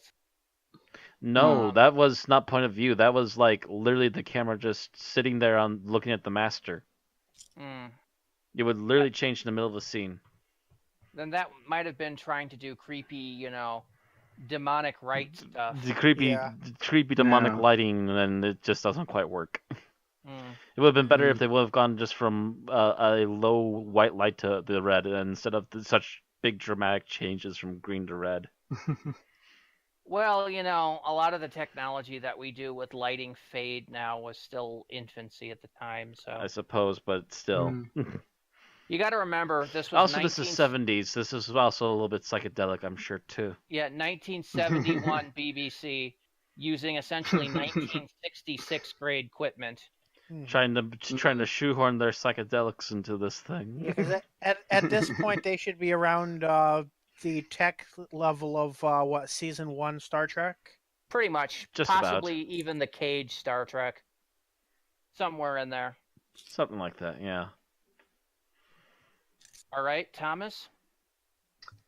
Honestly, something that bothered me a lot when I was watching this was the fact that Benton and Yates, in one instance it makes sense for Yates, but in like certain ones it makes sense for Yates, but they get overpowered so easily. Damn it, you took mine. By like random civilians. It's like, yes. It's like Commander Worf in general just basically gets its ass kicked this entire bit. Anytime there's a one-on-one fight, they lose. Does Yates win a one-on-one fight in any of his appearances? I don't know. Yates, I'm not sure. Technically, technically Benson is a sergeant, he's probably got the hand-to-hand, but Yates is. I get the idea he's a desk pilot more than anything else, and he's an officer. He's a captain. He is a captain. There is the thing in Mind of Evil where he manages to knock a guy out so he can run off, and then the thing gets captured again anyway. But at least those were prisoners and mercenaries. This is just random civilians. When it's the helicopter, it's okay, that's fine because he does punch the dude and the dude just doesn't react at all. Yeah, it doesn't react at all. So he's obviously been somehow empowered by the master. Yeah, so that's fair enough. But Mike, friggin' Benton just gets knocked out by some priest with a whatever. And it's are you kidding me? How is it that much of a struggle? I'm looking at this Benton, you're losing to fucking Renfield. Well, poor Benton is just getting bent over the barrel almost all episode. He has the one moment of heroics when he rescues the lady, and then immediately turns around and get captured. Yeah, almost gets captured. There's the unit effect. Almost gets captured. I forget how they escaped that again. Oh, the demon showed up. The Daemons showed up, and that's how they escaped. Yeah. Yeah, they're pretty much completely emasculated this entire episode. Unit itself comes out not looking that competent. Yeah, and that's it. Later, one of the Morris dancers attacks Benton, and it takes Miss Hawthorne smacking him over the head with a glass ball. Yeah. To save him. And I love her cheery attitude about it too. She's just "Oh, I always carry this around. I never leave home without it." I'm watching this going, seriously, I thought that was going to be the redeem themselves moment. No! They still can't pull it off. What the fuck at that point, I don't guys, completely blame Benton because, again, how much pummeling has he gotten this episode by that point? Yeah, at least in that... he's been psychically attacked. He's been browbeaten by cultists. Barely survived rescuing a woman from captivity. Benton's been just completely busted by this point. But, he's lucky he was able to stand up and shoot pistols when it came to trying to get to that church. So I'm going to expound on Thomas's. Unit as a whole comes off as being by and large incompetent. I mean, first of all, the scene I mentioned I liked earlier with the dialogue in the football game was fine, but the actual actions of the people. Oh yeah, we have 2 people that just left to go out of the field earlier. We're going to watch this football game instead of keeping an eye on what they're doing. Yeah, incompetent. Completely losing where the brigadier is, their boss. Incompetent. The brigadier getting himself lost. Their tech guy completely fouling up what he's doing. I mean, yes, he's given hard instructions from the doctor. But he's been given thorough instructions. I mean, even to the point where he sat out and diagrammed it for the guy, and he still can't get it working. I'm sitting here going, okay, that should have at least been enough there. But no, he tries it and nearly blows out the power grid. I'm like, great. Making them, of course, show up too late to be of any assistance. Meanwhile, Benton and Yates have gotten their ass kicked up and down the village by every single schmo there. And their moment of awesome, a couple of their chances to be moments of awesome just completely implode back in their faces. Their other moment of trying to be awesome was when they were taking on the gargoyle, and they managed to blow it up, but it just pulled right back together again, so it was pretty much just giving them the middle finger. All in all, Unit's absolute usefulness to this episode was pretty much nothing. And that bothers me. I think they donated a helicopter to the cause for the doctor to sacrifice the helicopter. Yeah. But really, if it hadn't been there, they couldn't used it to try to kill the doctor in the first place. So then again, come to think of it, if they didn't have the helicopter, the doctor could have taken Bessie. So. And Bessie's reliable enough, at least for the third doctor. Okay, best scenes, Aaron. Let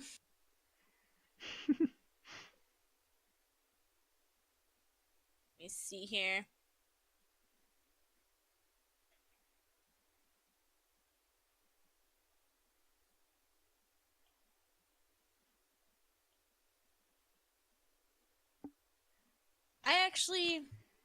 My best scene, I think, is actually going to be the one where we have the dancers coming out, the Morris dancers.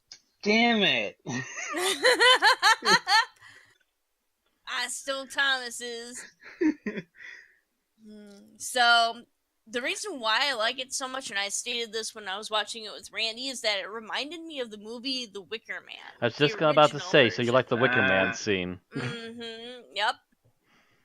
So, and this whole serial does, draw a lot of inspiration from the 70s witchcraft, devil worshipper, horror, thriller films, Rosemary's Baby, and all that stuff.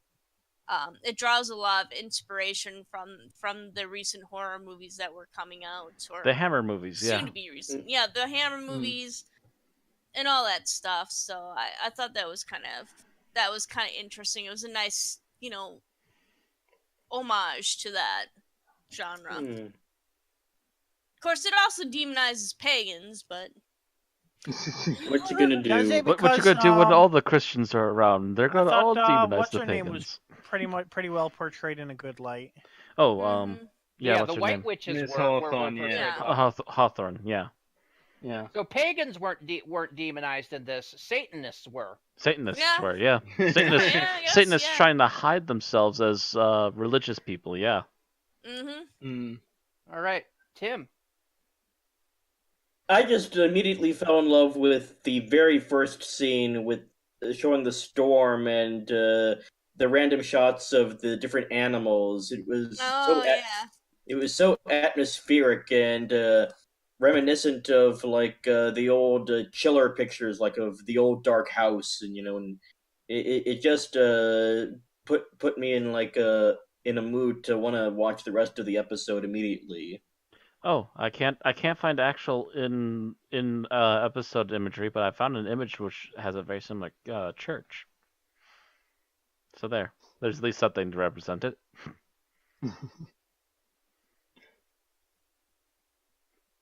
But yeah, that was a really nice, quiet, slow setup. Just the lightning storm and the animals in the local area.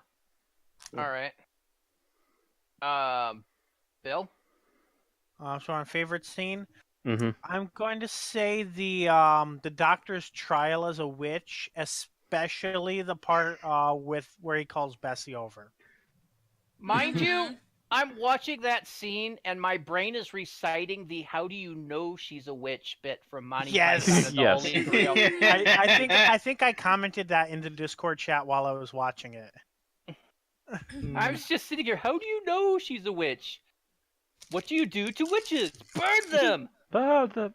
Why do witches burn? What else burns? So they burn because they're made of wood. What does wood do in water? It floats. What else floats? A duck. Exactly. My So, whole brain is doing that the entire bit, and it just wouldn't stop. All right, Matt, your favorite scene. Oh, my favorite scene. I'm actually gonna go with the action-packed chase scene. It wasn't as good as what say a movie at the time could have done, but for low-grade television, it was actually really well done.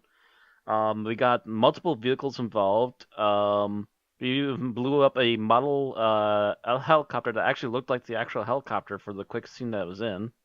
Mhm. And we also got to see the Doctor not only ride on Bessie in high speeds, but we also got to see him on a motorcycle, which was not a common it's like, thing. I guess like I could see it's like screw you guys, I get to ride a bike this episode. Yeah. Yeah, that was probably totally that was probably John Pertwee's main big thing for that episode. It's like, sweet ass, I get to ride a bike today. So when do I get to fly that? Not this season. Shit.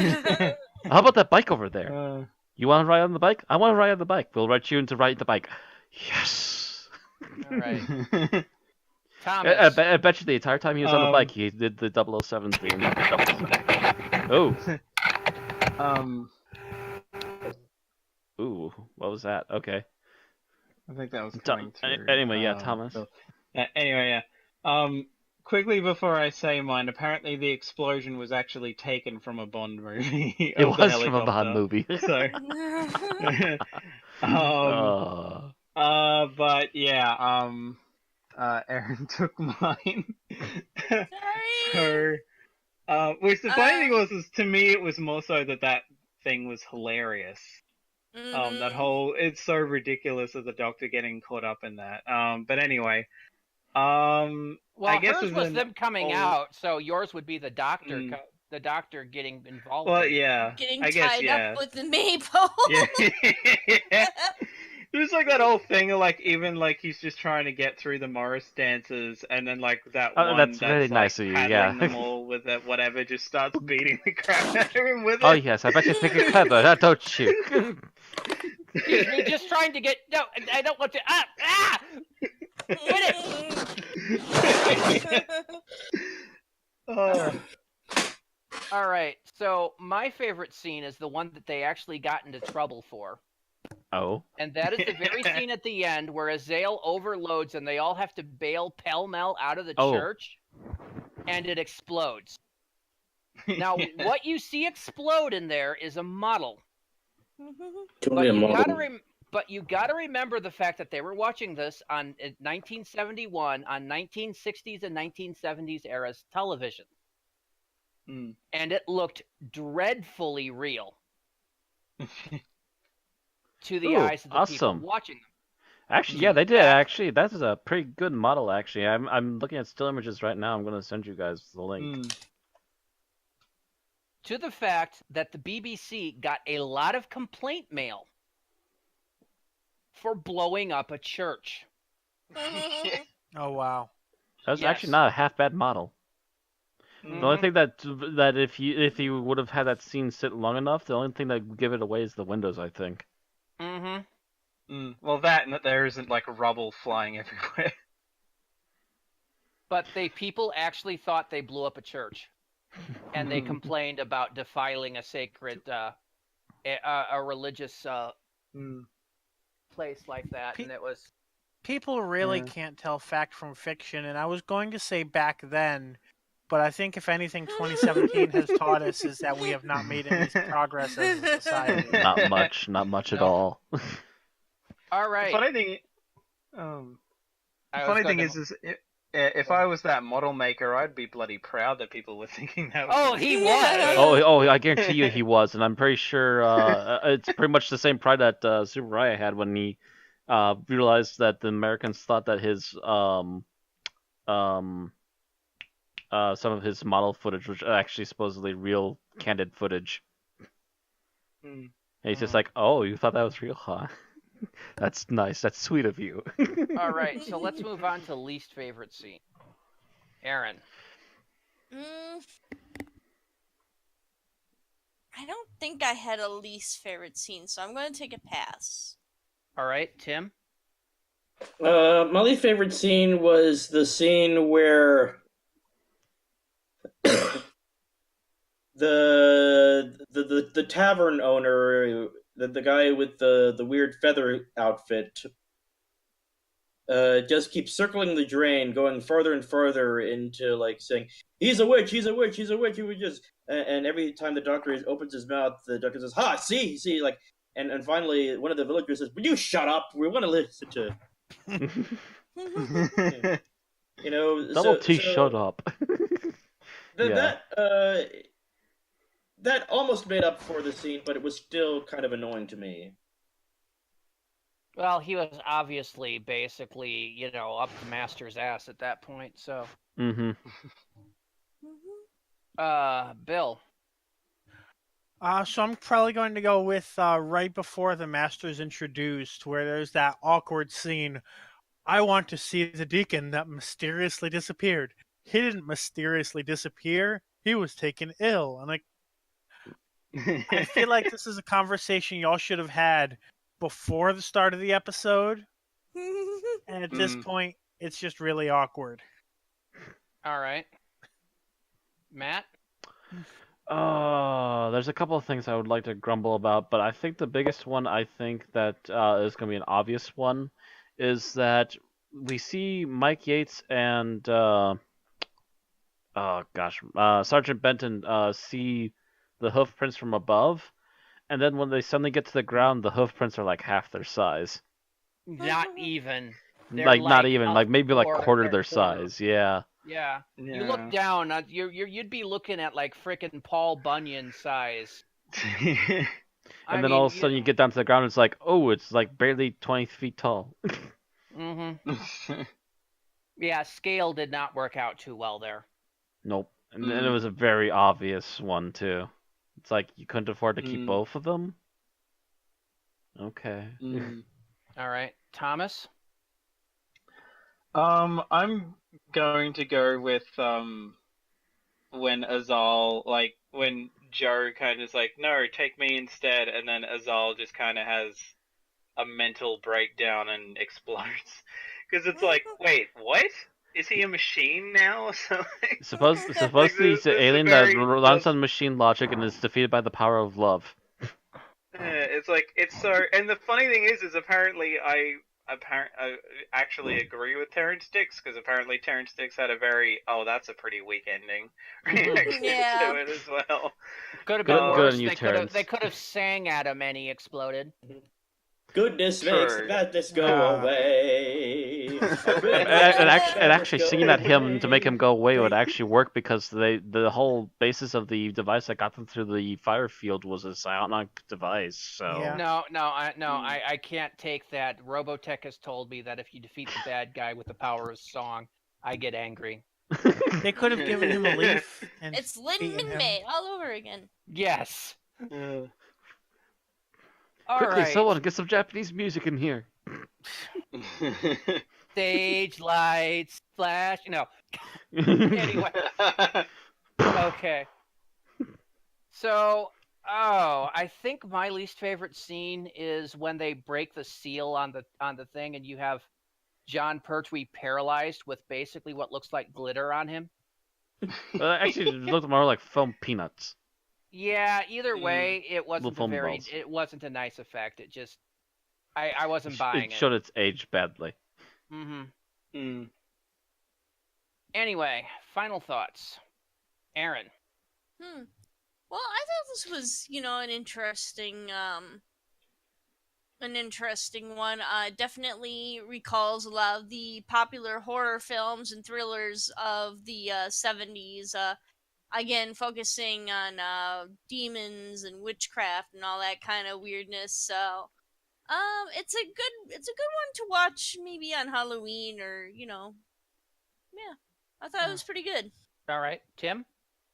I thought this was one of the better examples of a story where the Doctor shows that what is thought to be mystical and magical is actually scientific and alien or technology based in nature.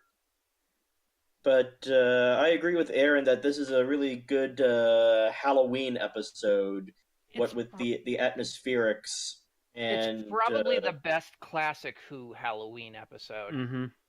Mm-hmm. It's the Doctor Who equivalent of Cat's Paw, which was the Star Trek Halloween-y episode.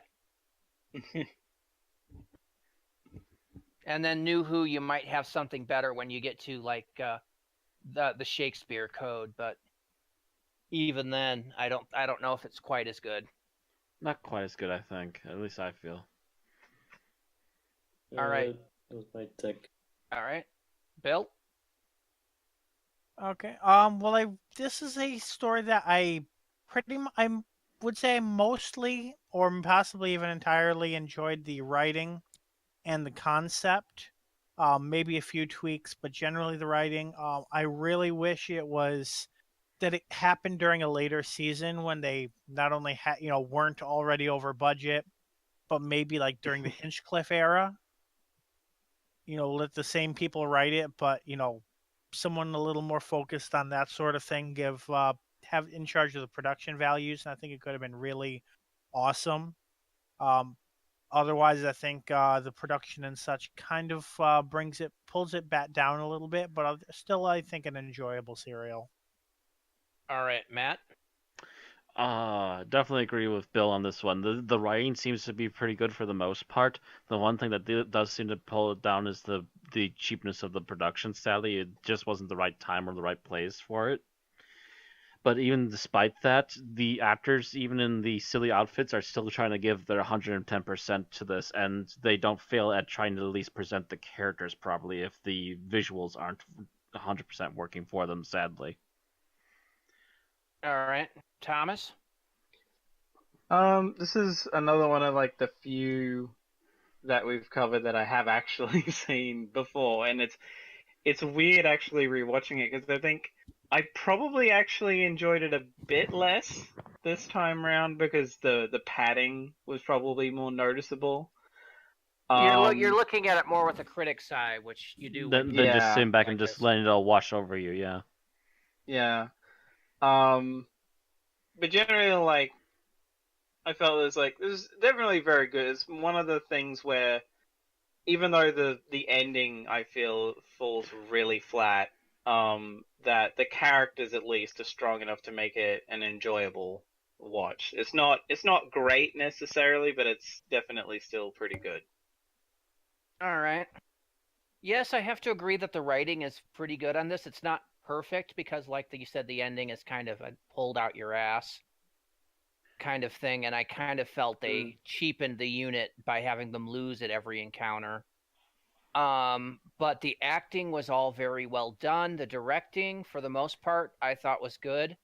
The special effects did fall flat, but some of it's age, and some of it was just budget. So,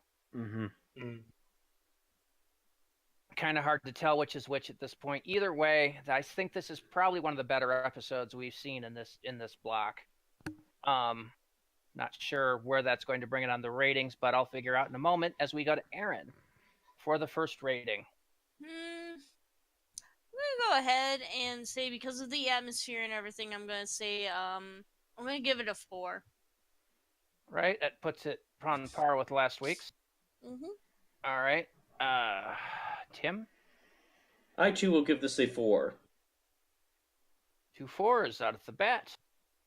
All right, Bill. I think this is a 4. Or Matt. Oh gosh, I'm gonna be the high one, 4.5. Oh. I really like this one. It was just a little shy of perfection. Thomas. I'm honestly gonna keep the trend going and actually give it a 4 as well, going by what I've given other stuff. I mean, it was good, but it was no time lash. Tim, I'm going to hurt you for that. Honest to God, I am going to club you when we see you at con next year. It's just going to be, Tim, damn it! Thou shalt not call time lash good. Just to drive the point home, he's gonna hit you over the head with a cricket bat. And I'm going to go with the trend, making Matt the only one to step his foot out there to the 4.5 and give it a 4.0 range. It's largely the failure of the special effects and the bad ending. The cheese ending. And the crappy way unit kind of got the shaft. All in all, I think that just takes it down just enough to be 4 and not 4.5. So that is going to average us out to rounded up 4.1. Yeah, I was gonna say 4.1. Or a 4.083. And that Rounded is up going to 4.1. put us. Yep. Is going to put us. Wording. I know, I really wish I could do this earlier, but I can't do it until we have the numbers. Oh, also, another thing I want to mention while you're doing the number crunching is that apparently Delgado is the only one that got the Satan horns right. What's her name? Hawthorne kept doing it with the thumb out, which is actually the Jewish sign for love. Yes. With the thumb out is also the Spider-Man. Is also the Spider-Man shooting webbing, but that's also the hand backwards. The Spider-Man shooting webbing is the thumb kind of cocked and with an up flick on it, whereas the devil sign is with the thumb across the two fingers. Yes, and Delgado did that. Meanwhile, Miss Hawthorne kept doing it with the thumb out. I've seen enough metal concerts. I know that symbol. Yeah. Anyway, the devil's horns is what it's called. Yeah. Anyway, at 4.1, the Daemons comes in at number 86 out of 221. It is right next to the Pilot and Oxygen, The Brink of Death, The Girl Who Died, Closing Time, The Chaos Pool, State of Decay, Under the Lake, Before the Flood, Death to the Daleks, Mummy on the Orient Express, Curse of Fatal Death, Army of Ghosts, Doomsday. Oh. It is better than Castrovalva, Hunters of Earth, Light at the End, Planet of Spiders, and not as good as the Time Meddler, Gridlock, The Mind of Evil from earlier this season, and Night Visiting. Speaking of Mummy and Orient Express, that would actually be a good modern Who Halloween episode. So there we go, 86 out of 221. That's all we have to say about the Daemons. And by the way, did you notice that the pronunciation of that kept getting changed slightly, depending on person? In the beginning of the episode, it was pretty much exclusively Daemons, and by the end, it was exclusively Demons. Yeah. And when I see it with the AE, I see Daemons, and if I see it with just the E, I see Demons, and if I see it AI, it's Diamonds. So. Yeah. And like the actual alien themselves are referred to as Daemons. They're referred to as being from Dæmons. So. Dæmons, yeah. So yeah, even toward the end, I think the alien was referring to himself as a demon. It just bothered me. Anyway, I guess we get to let Bill take it away. Yep. All right. So if you enjoy listening to us, please go ahead and like the video, subscribe on YouTube and Twitch. You can also like and follow us on Facebook and Twitter for news and updates. And if you want to support us, you can do so over on patreon.com/Unearthly Podcast. All right, and on next week's show, we just completed Season 8 of Doctor Who, and it's all Master Villainy, which means we are going to go on to Season 9, but skip ahead a bit to where the Master actually appears there. The Doctor and Joe go to visit the Master in prison, but turns out he already has new friends known as the Sea Devils. Written by Malcolm Hulk, starring John Pertwee as the Doctor, Katie Manning as Joe Grant, Nicholas Courtney as the Brigadier, and Roger Delgado as the Master. You go from demons to devils. I was just thinking that, Bill. Get out of my head. Get out of I don't want my to be in your head. mind! That's a scary place. Yeah, you don't want to be in Aaron's head for long. It's a scary place full of gay porn. Matt, get out of my head. The scary part, I was thinking that too. Good night, everybody. Good night. It's